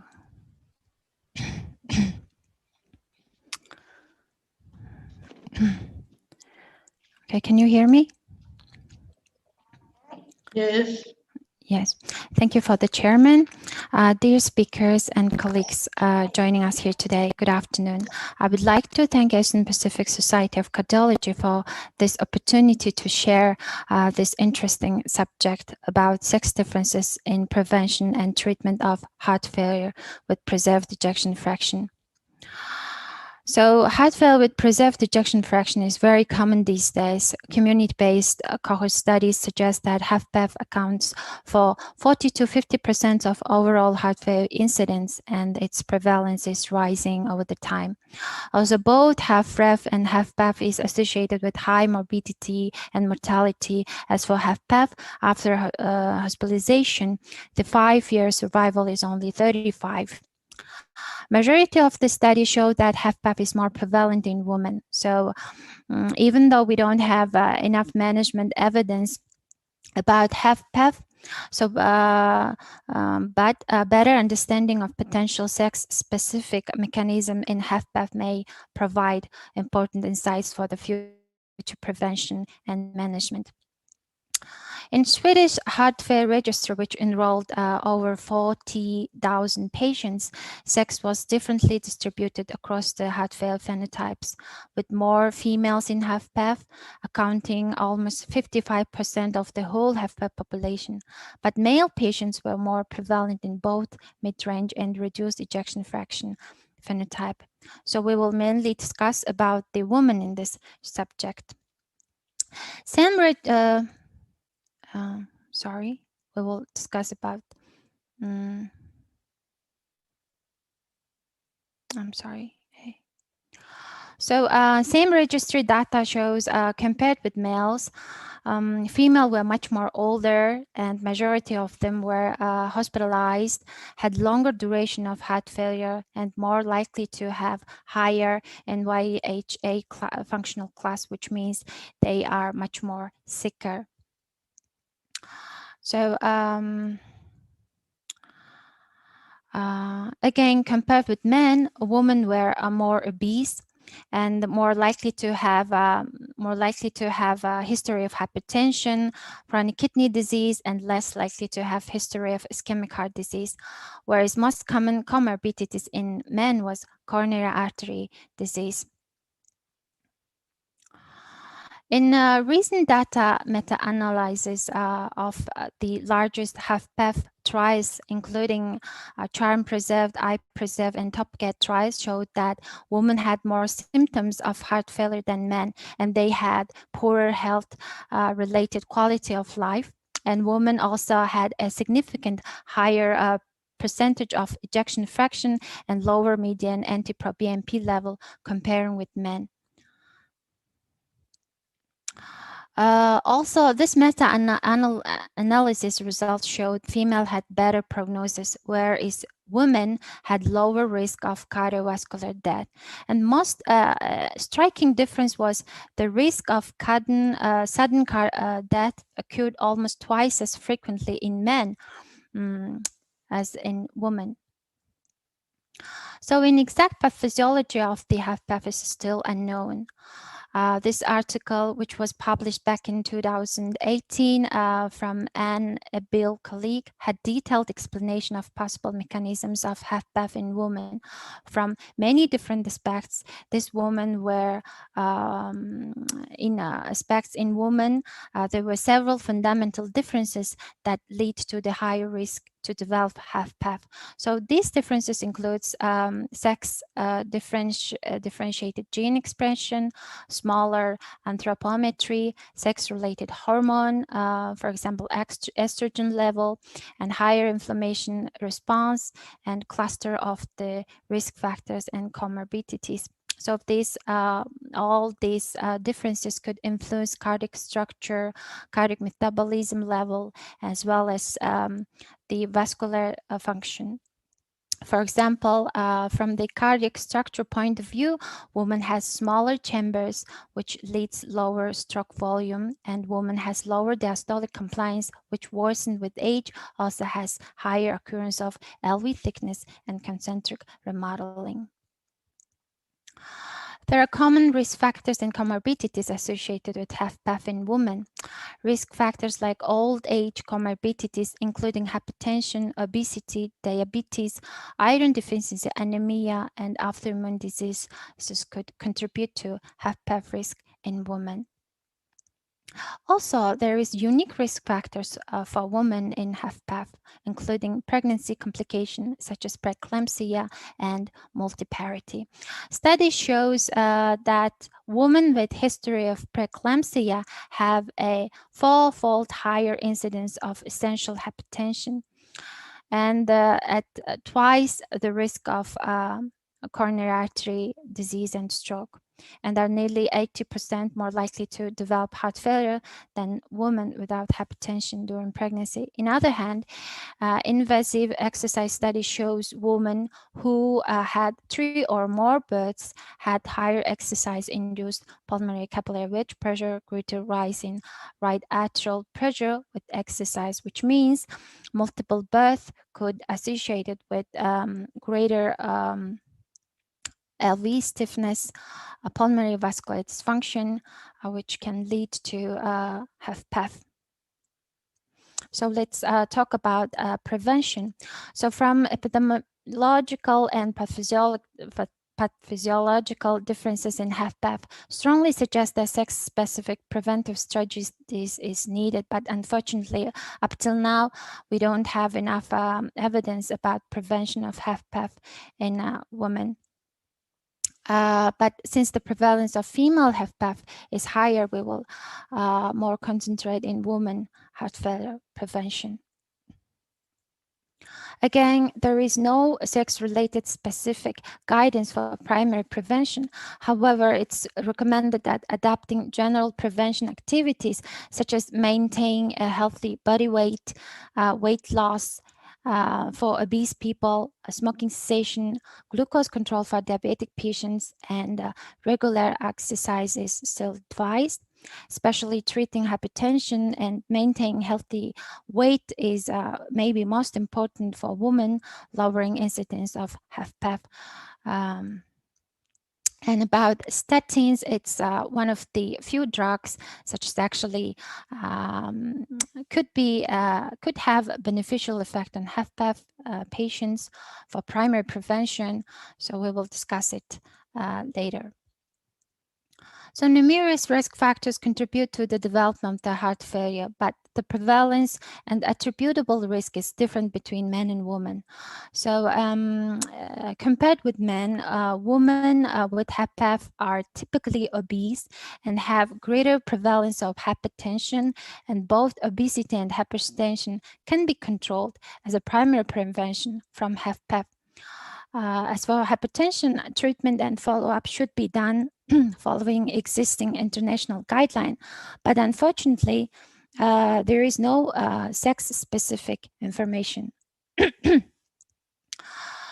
Because of the inflammation and insulin resistance associated with obesity is believed to be strongly associated with HFpEF, weight loss could be very important and effective method for preventing HFpEF in women. About obesity, there was a newly published study about sex-specific differences in visceral adipose tissue relation in HFpEF. So visceral adipose tissue is a fat that's stored around internal organs, usually more prevalent in men, but has a potential role for increased risk of cardiometabolic syndrome. So in this study, results showed that compared with control women, vascular adipose tissue area was 34% higher in women with HFpEF, while this adipose tissue area was not significantly different in men with or without HFpEF. So in this study also described that exercise-induced elevation of pulmonary capillary wedge pressure was also seen in excess visceral adipose tissue women, but not in men, which means women display multiple differences in body distribution of fat that may be relevant to the development of HFpEF. In order to so, on the other hand, weight loss is very important for women in prevention. About exercise prevention, recently a study which was enrolled postmenopausal women without heart failure found that healthy lifestyle pattern reduces risk of HFpEF. In this study, enrolled almost 40,000 menopausal women without heart failure and followed over 14 years. So, and calculated lifestyle factors for this woman associated with developing HFpEF. So in this study examined for different types of lifestyle variables, including diet, physical activity, smoking status, and BMI. So each woman received 1 point for every health variable. Points were summed, as we can see from this table, that having just one healthy lifestyle associated with higher risk of heart failure with an adjusted hazard ratio of 0.47 compared with having no healthy lifestyle factors. So there is, whereas a heart failure risk factor was lowest in participant with all four healthy lifestyle factors. So in other way, it means for women, especially in postmenopausal period, a healthy lifestyle intervention is very important for prevention. It could lower heart failure risk, especially HFpEF. About statins, the positive effect on statin use in patients with ischemic heart disease is well documented. We all know that. The exact mechanism of the potential statin benefit in HFpEF function is still unknown, but during HFpEF, there is a pro-inflammatory state. So, and mechanisms behind HFpEF is maybe usually could be related to comorbidities and systemic and microvascular inflammation induced by these comorbidities. So having multiple effect of statin can be beneficial for prevention of HFpEF. So there have been studies demonstrated that statin could reduce death and heart failure related hospitalization. Also, some studies demonstrated that it has atrial fibrillation prevalence or lower in statin when statin was used. So this is that study. Actually, atrial fibrillation is an independent risk factor for development of HFpEF. So newly onset HFpEF patient study shows that conventional risk factors reveal that atrial fibrillation is a risk marker for the development of HFpEF in women. So that's why statin possibly can be used for primary intervention in women with HFpEF. However, well-powered studies still needed to be done for better evidence. So let's move on to the treatment. I will talk about the pharmacological and non-pharmacological treatment as well. Till now, there is no definite evidence of pharmacological therapies that have shown efficacy to HFpEF. So current ESC, heart failure management guideline, recommends to screen patients for possible comorbidities and treat those comorbidities in order to improve well-being and prognosis. So in the 2016 guideline, only recommended pharmacological treatment is diuretics in order to control volume, status, and relief syndrome. As well as in American Heart Failure Guideline, also recommended to treat underlying comorbidities and additional to use diuretics for symptom relief. So several large clinical trials showed that pharmacological interventions can reduce the mortality and morbidity associated with HFrEF, but many effective treatments for HFrEF unfortunately have shown disappointing results when applied to HFpEF patients. And also less than 10% of recent randomized controlled trials report reaction of the drug for women and men separately. So this table summarizes measured trials for HFpEF. Also some other agents, including digoxin, sildenafil, nitrates. And all of these didn't have any beneficial effects for HFpEF. A trial that had sex-specific subgroup analysis were highlighted in blue. That includes TOPCAT and Paragon heart failure. So about TOPCAT trials, post-COP analysis showed that there was efficacy of spironolactone to reduction of heart failure hospitalization in Americas. So in 2017, American Heart Failure Guideline also included new class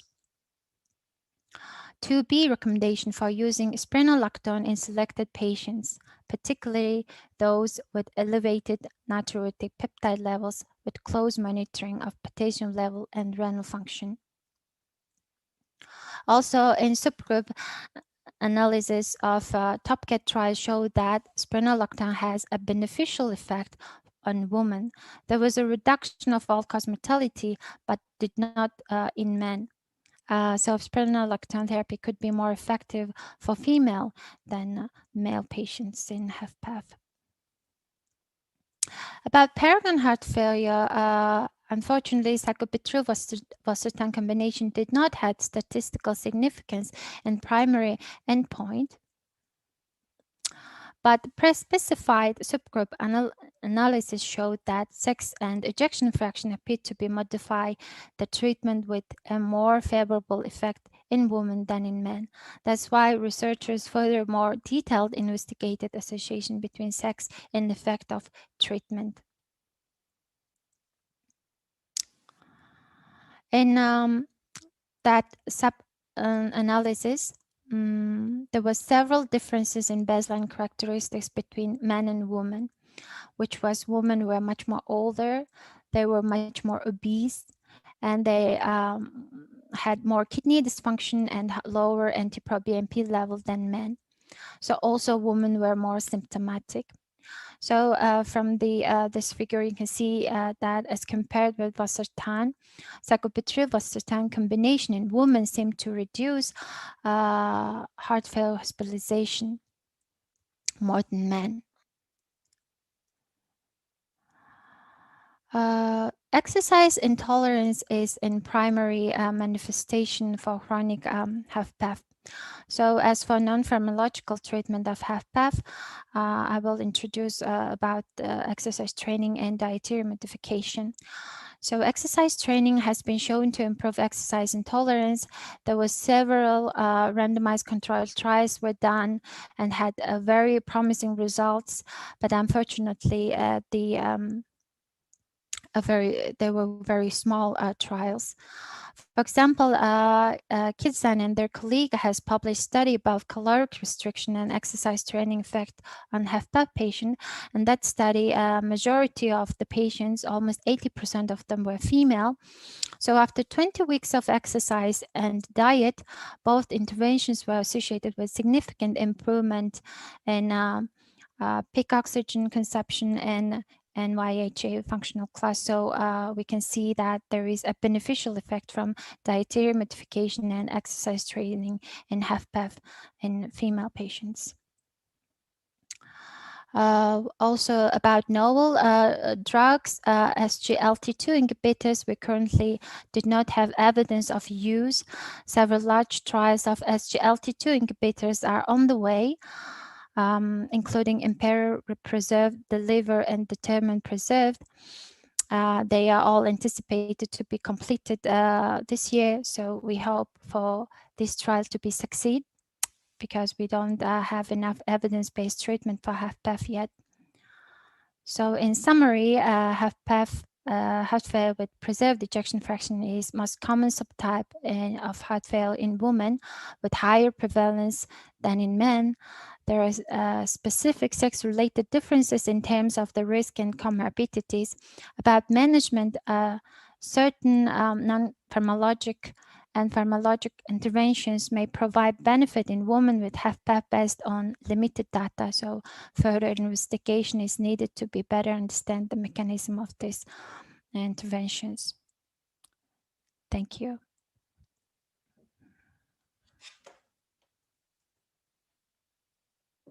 Thank you, Dr.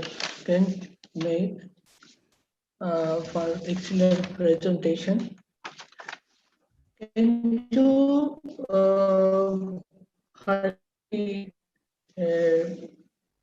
impact on the life expectancy in HFpEF failure?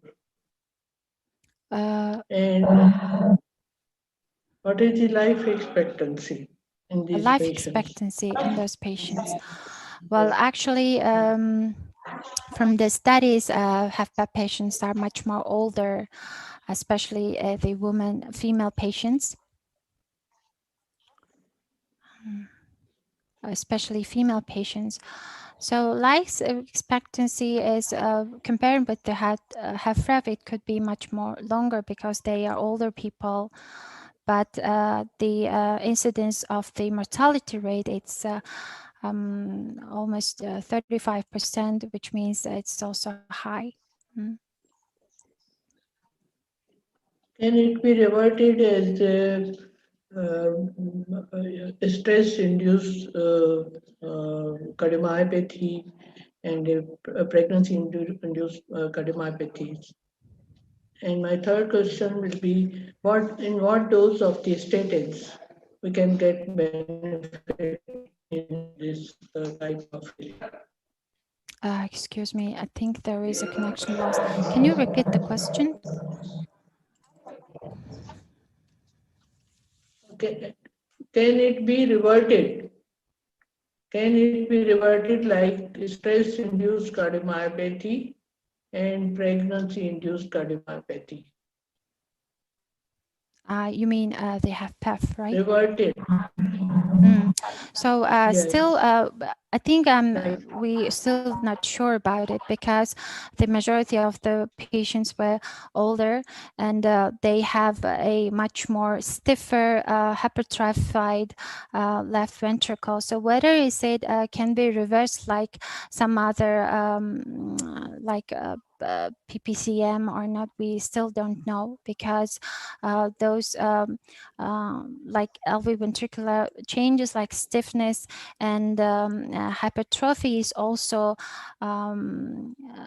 follows the aging. So in this population, whether it modifiable or not, we still don't know because we don't have evidence-based good drug for this moment, I think.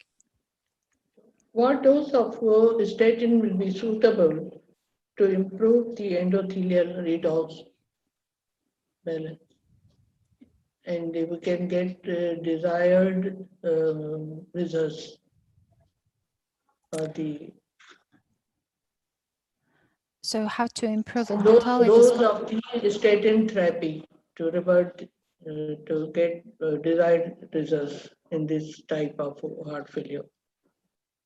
So about therapy, we still don't have enough evidence, but we just only one drug that recommended is diuretic. So other drug, what special doses, how can we use that? We still, I think we still Okay, unclear so about it. Yeah.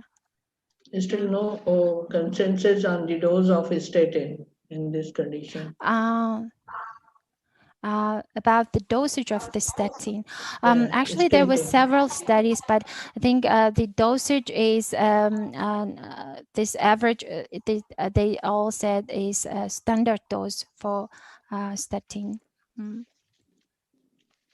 Thank you, Dr. Kenji, for excellent presentation. We are now moving towards the next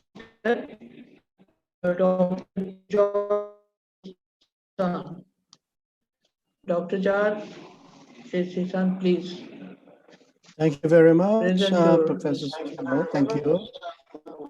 Thank you, APSC and Dr. Dean for the invitation. Being the last speaker, I'll try to make my presentation very brief. So if I may share my slide, can you allow me to share my slide, please?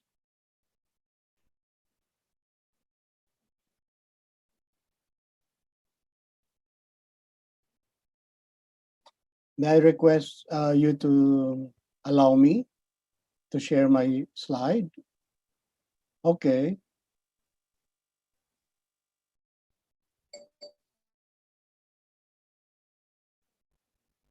Okay, that the topic assigned to me today is about the sex difference in the prevention and treatment of heart failure with HFrEF.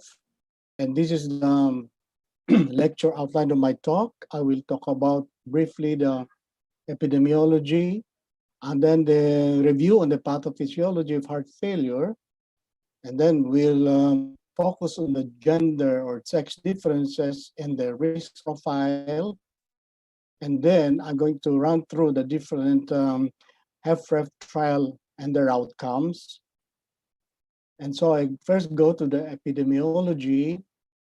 Heart failure, as we know, affects more than 60 million people worldwide, and the prevalence is expected to increase because of the aging population. And then the lifetime risk of heart failure is about 33% for males at age 55 and 28.5% for women. Heart failure has a high mortality rate of 40% within 5 years after discharge from the hospital. And there's even higher hospitalization rate after this or recurrence of heart failure. While mortality from major cardiovascular disease is declining, there has been an increasing or there is no decline in the incidence of mortality from heart failure. This is data from the National Health, Nutrition, Examination Survey from 2009 to 2012. As you can see, the males were predominant in the prevalence of hypertension, of heart failure, up to the age 60 to 70. But at the age of 80 and above, there is a predominance now of the female population afflicted with heart failure. As we know, if I may reiterate, heart failure poses a very significant burden for everyone. More than 60 million are affected. And then approximately 50% of these patients diagnosed with heart failure will die within 5 years. And the most important driver for the burden from heart failure is hospitalization. As we know very well, the frequency of hospitalization is high after diagnosis of heart failure, and it's the #1 cause of hospitalization in patients above 65 years of age. And then after discharge, the readmission rates for heart failure is as high as 30% within 60 to 90 days. And approximately 30% of these patients will die within 1 year. So that is how morbid heart failure is. Now let's run through the pathophysiology of heart failure. We know very well that heart failure is not a single disease, but it is a syndrome associated with multiple risk factors and comorbidities such as diabetes, hypertension, CKD, obesity, etc. And there are two main pathways of heart failure. On the first part will be the systemic pro-inflammatory phase or disease state that will lead to microvascular endothelial inflammation. And this will lead to the stiffness of the cardiomyocyte that will lead to fibrosis and eventually causing HFpEF, as was described a while ago by our previous speaker. Also, this cardiomyocyte stiffness will contribute to LV hypertrophy. It can be protective, but it can also be maladaptive. On the other hand, because of the comorbidities of the heart failure, there will be myocardial or cardiac injury that will lead to oxidative stress in cardiomyocytes.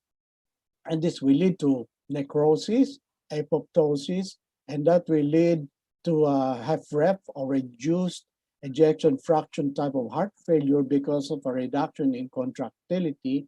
And it will also contribute to LV hypertrophy. And very important in heart failure syndrome is the quality of life that is very much affected and leads to greater risk of rehospitalization as well. No? As you can see here, as the symptoms of heart failure progresses and deterioration happens, there will be a deterioration also in the quality of life. And this happens as we progress in the severity of heart failure from class 1 to class 4 of the New York Heart Association. Likewise, the correlation of quality of life is very direct with rehospitalization within 1 year. So as you can see, as the quality of life deteriorates, there is an increasing rate of hospitalization for heart failure within 1 year. This is just a story of what happens in acute heart failure and subsequent events. Now, as you can see, during the first or acute event, there will be deterioration of the myocardial function, and the patient is hospitalized. After treatment, there will be improvement in the myocardial function.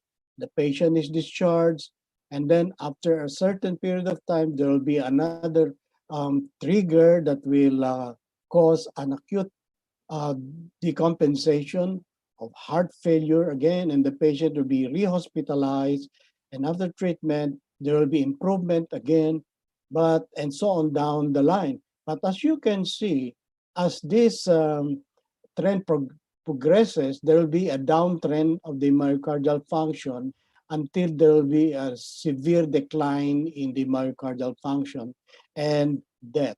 So this is really the morbid event and the morbid situation that happens in heart failure. There are two main categories of heart failure, as I explained a while ago. The first one is the HFrEF, or the reduced ejection fraction type, where the EF is less than 40%. And as I've shown you, that is due to the loss of myocardial systolic function, and it accounts for half of the cases of heart failure. No? And of the causes are the myocardial injury, like remodeling, dilatation, because of the heart attack that happened, okay? And this is the main population that are involved in large trials, and that's why in the HFrEF trials, we have a lot of evidence to show that there is residual risk for morbidity and mortality despite current treatment. While the HFpEF has been elucidated by a previous speaker, and up to this time, there's no proven treatment that will improve the morbidity or the outcome of HFpEF. So if we are to compare the prognosis of both types of heart failure, they are very much similar in terms of mortality within 5 years. You see, they have both 75% risk of mortality, and the readmission is also almost similar at 82.2% for HFrEF and 84% for HFpEF. And mortality and readmission is also very high. It's very similar for both HFrEF and HFpEF. Now we come to the gender differences and also the risk profile. And this was shown to us in the previous lecture, that both the female and male population in the Interheart study shared the same risk factors that leading to heart attack or myocardial infarction, no? Smoking, diabetes, hypertension, obesity, and mind you, these are the same risk factors that contribute to the development or progression of heart failure. And the risk factors associated with heart failure and its underlying pathophysiology may differ by gender. It has been shown in the study by Pedrotti that women with heart failure have more hypertension, more valvular heart disease, more thyroid disorders than men, but they are less likely to have obstructive coronary artery disease.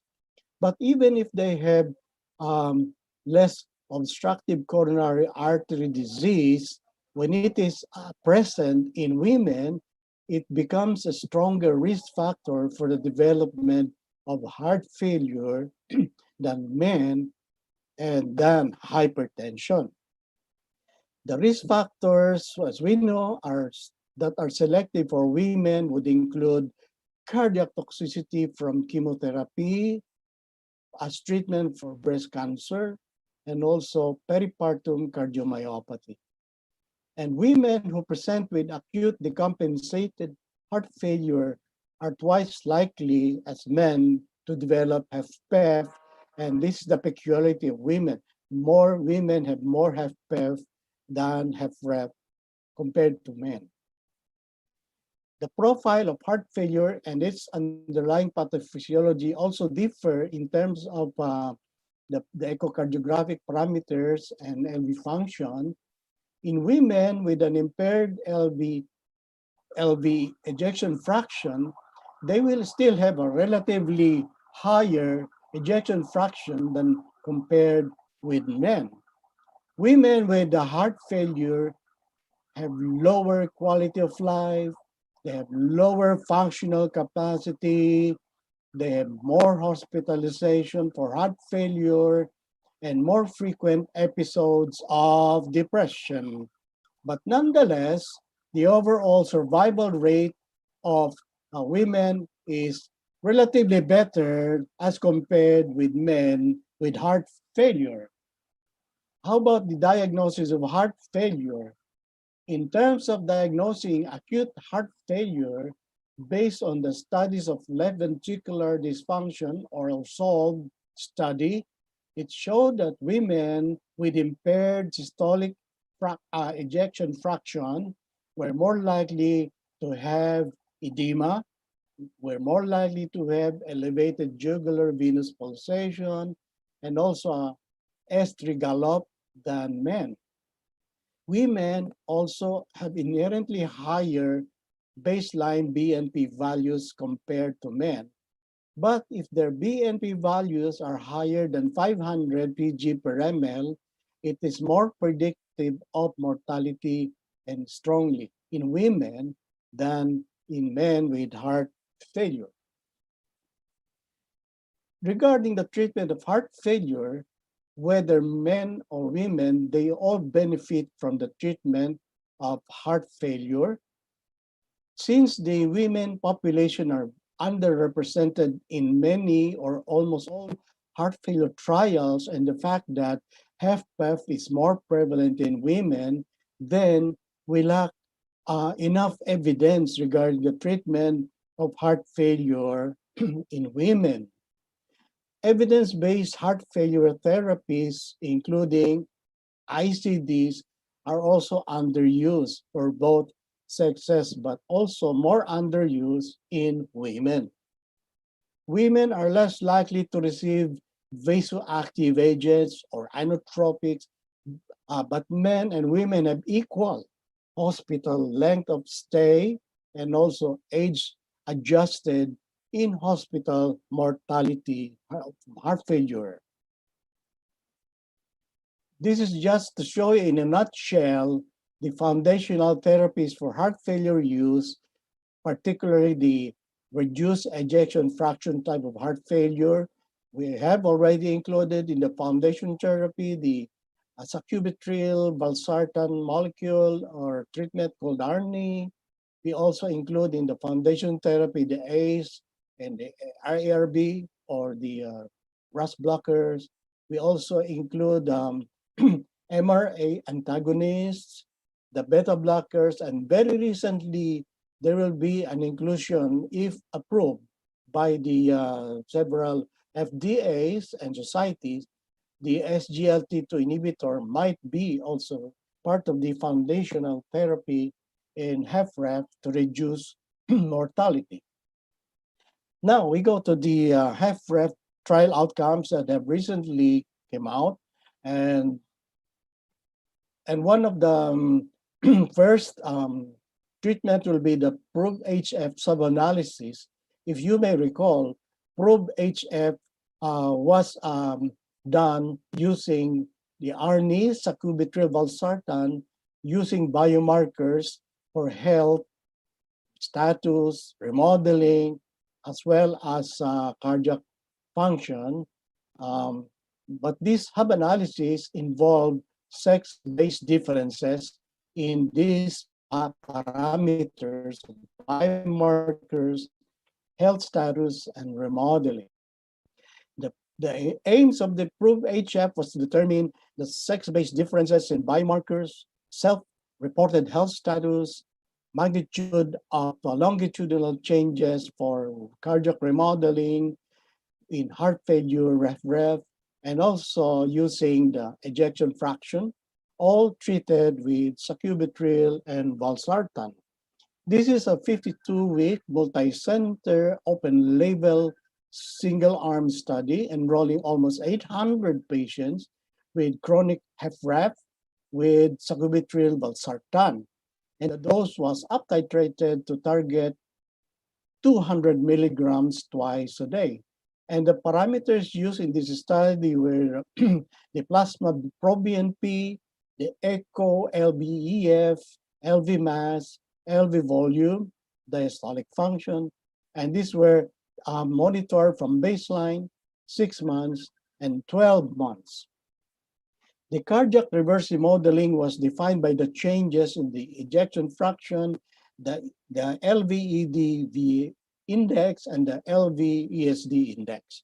And the health status was based on the Kansas City Cardiomyopathy Questionnaire for Quality of Life Assessment.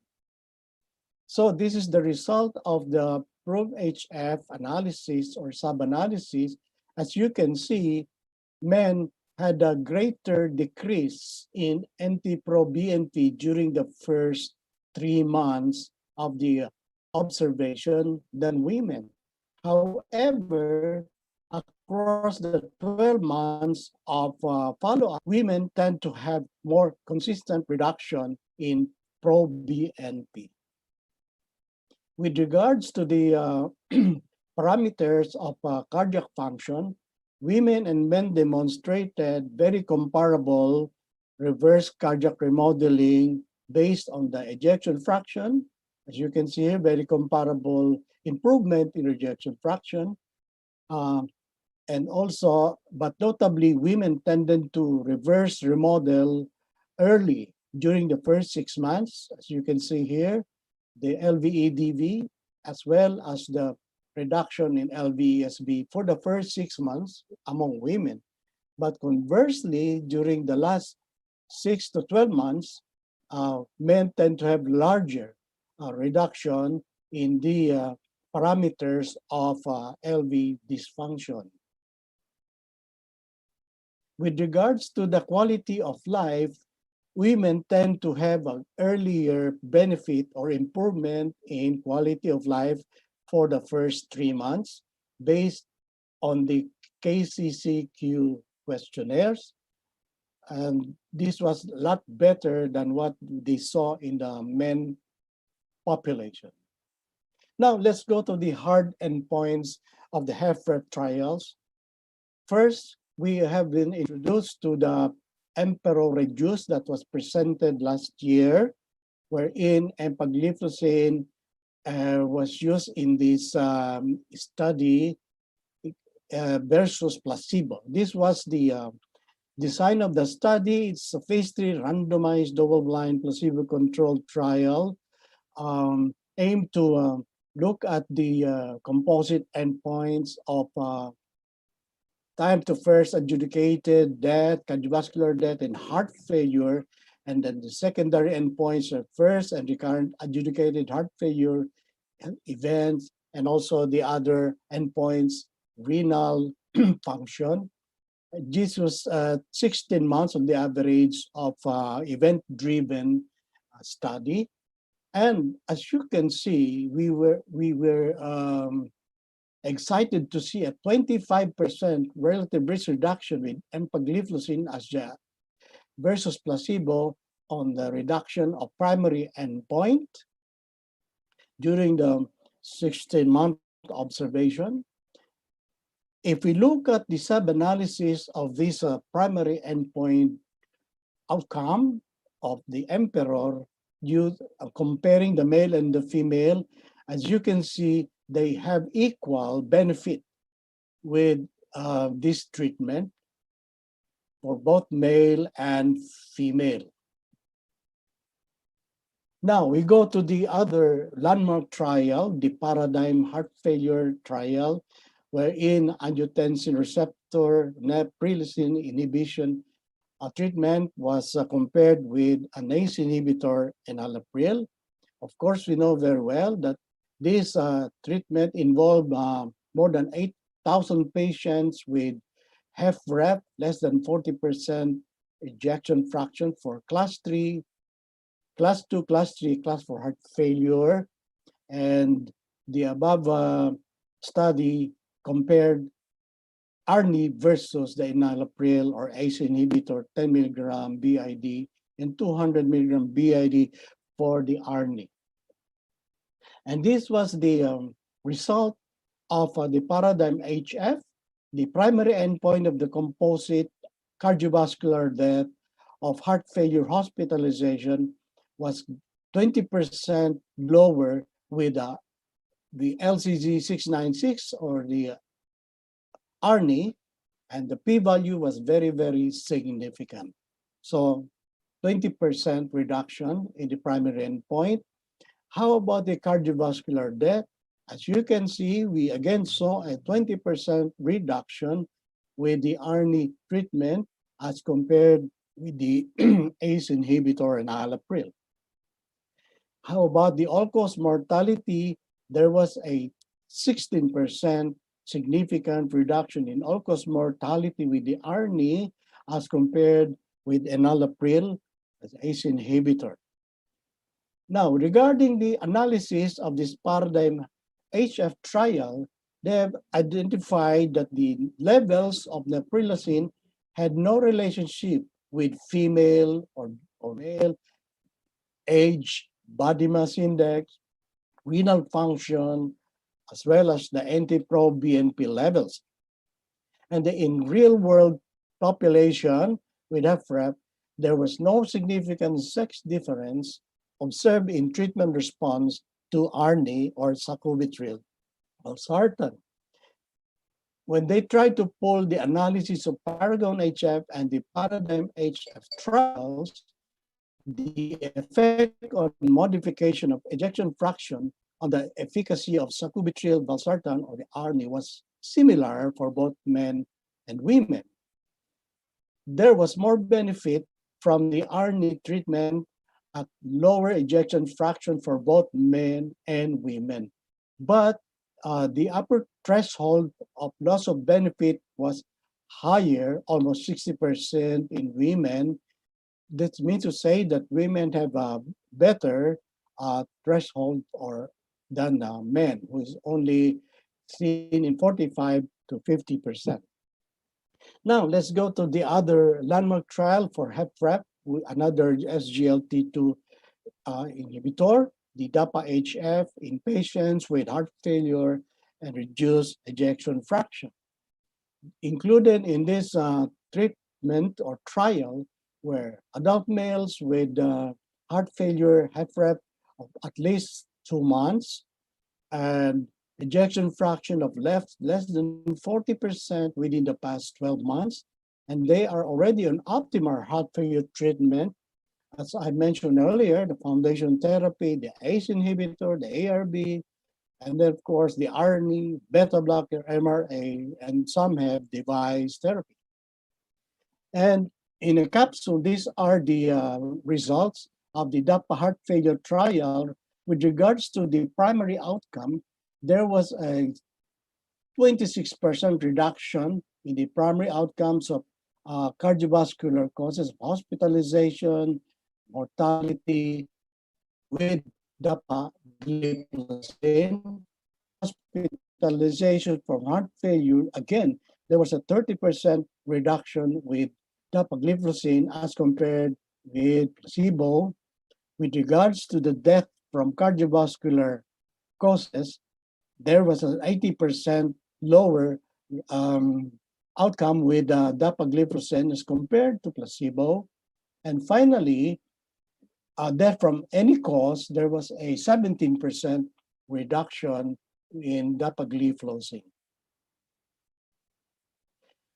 Looking at the sub-analysis of the DAPA-HF and trying to see if there is any difference in the gender effect, as you can see, similar to the emperor reduced trial, both male and female population benefited, but the males showed to be much more significant, but both genders geared towards a favorable effect of dapagliflozin.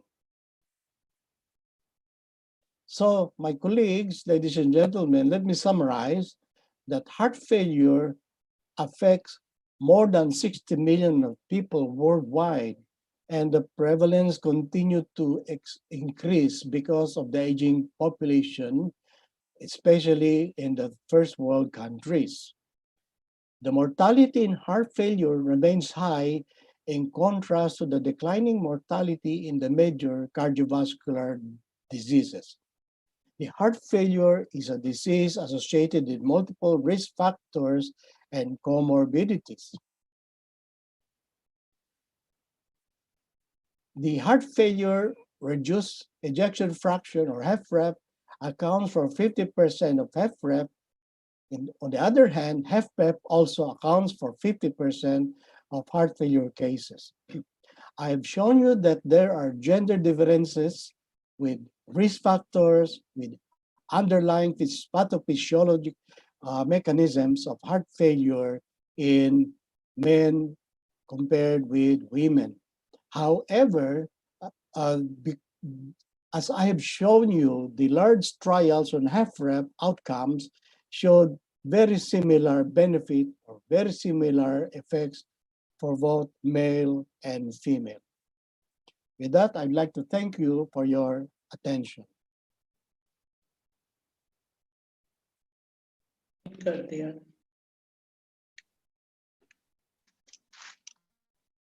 you. Thank you. Can you hear me? Yes, I can hear you, Professor. Okay. So thank you so much for excellent lecture, and it was cleared many misunderstanding about this disorders of heart failure. So as well as you solved the problem of reversal of the failure as well. I would like to ask again the dose of statin in this condition. Professor, can you again repeat your question? I would like to ask about the dose of statin in this condition. As the previous speaker asked, yeah. Well, very similar to the previous heart failure therapy statin, we can use the moderate and with high intensity statins that we use according to the guidelines we see in the AHA and ACC. We can do 40 milligrams of up to 40 milligrams of rosuvastatin, and then 80 milligrams maximum of atorvastatin for the high intensity. And then for the moderate intensity, we can do lower than that. And then we can use the other statins like pravastatin, pitavastatin, and the others.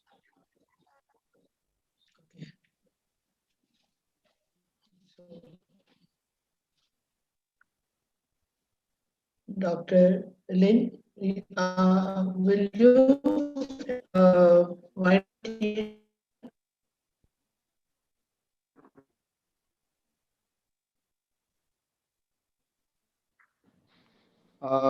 think, yeah, it's very interesting to listen to the difference in reduced EF and preserved EF heart failure. it seems to me reduced EF actually is more related to ischemic heart, and but many of them actually redilated. I just wondering why male have more reduced EF heart failure. It seems to me the preserved EF is just like Dr. Ganji said, it seems it's more related to diabetes or more diffuse atherosclerosis, the kind of non-STEMI, maybe more in female. But I just don't know why males should be suffering more from reduced EF heart failure. It seems much less survivor. I would say, George, how do you feel about that? Why I can we are so track back. bad up? Thank you, Professor Lin. That's a very good question. Everybody knows that male are just being a male is a risk factor. You are a risk factor, me a risk factor. But kidding aside, comparing to female, before menopause of female, the male species start to generate more risk factors, right? As you can see in my presentation, the smoking prevalence is very much higher, almost 8-fold in male than female. And then, of course, the hypertension, and then stress relation, the alcohol abuse, and all of these risk factors are more prevalent with the male population before the menopausal age of women. But after 65 and so forth, women will catch up. But they catch up late. That's why they are still with HFpEF, as explained by Dr. Ganchimeg. So that's as far as my opinion on why men are more have HFrEF. How about that again? The Ganchimeg, how do you feel? Is it why female has more HFpEF? Well, as explained earlier, actually, HFpEF is more prevalent in postmenopausal period. So when we are older, we have much more risk to having an incident of HFpEF. I guess it's this is the reason. Because one of the mechanisms is saying that it's because of inflammation that causes the HFpEF. Inflammation and cause the NO production reduction, cause more microvascular problem, more HFpEF.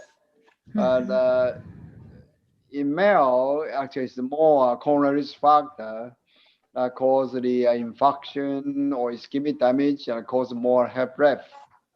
And how do you feel what is the difference of the information so different between male and female? Well, I think there is some studies have been suggested that actually this estrogen role and others suggested that females who have had HFpEF is actually very obese people. So in obese people, the adipose tissue also associated with the inflammation. So it could be explained in different way. Yes.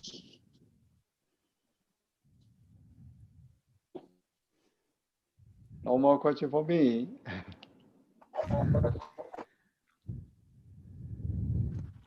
Maybe Professor Sumro, you want to have the closing conclusion for us? No, you can, because you are host, so it will be from your side. Dr. Lin, you are host, so it should be from your side. Pardon me? Oh, Parabon? Yes.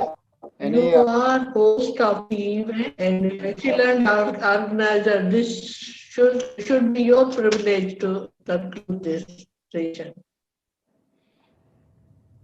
Can you hear me? Can you repeat the question for us? No, no. I wanted to say that you are excellent organizer. I know this the whole event was your effort, so it will be your privilege to conclude. Thank you. It really takes some time to have everyone together. I really appreciate that everyone can contribute to this quite extended version of the webinar, and quite a difficult one actually. So it's not easy to invite everyone here, and it's really very helpful for myself that I learned a lot from the sudden cardiac death in the young and also in adults, and also heart failure in reduced and preserved EF, and also in the prevention of coronary heart disease, the atherosclerotic heart disease in male and female. I really learned a lot. I think everyone must have done a lot because we know more specifically and deeply enough to know about the difference between male and female. So what I know mostly is that I know that men can die earlier for many, many reasons compared to female. How do you think that, George? Do you think we will live longer or maybe? We're trying our best, but I know the women live longer. well, maybe Dr. Badarapong, how do you feel? It seems that male also suffer more sudden cardiac death, even without. There is some explanation in South Asian countries, developing countries. Women are more working. I mean, physical work they usually do. So that may be the reason for their long life and healthy life. Exercise capacities. Okay. Yeah. Oh, well, thank you everybody for joining this extended webinar. Thank you. And we will close. Goodbye. Bye. Goodbye. Thank you. Everybody stay safe. Bye-bye. Bye-bye. Thank you. Thank you, Dr. Okay. Thank you. Bye-bye.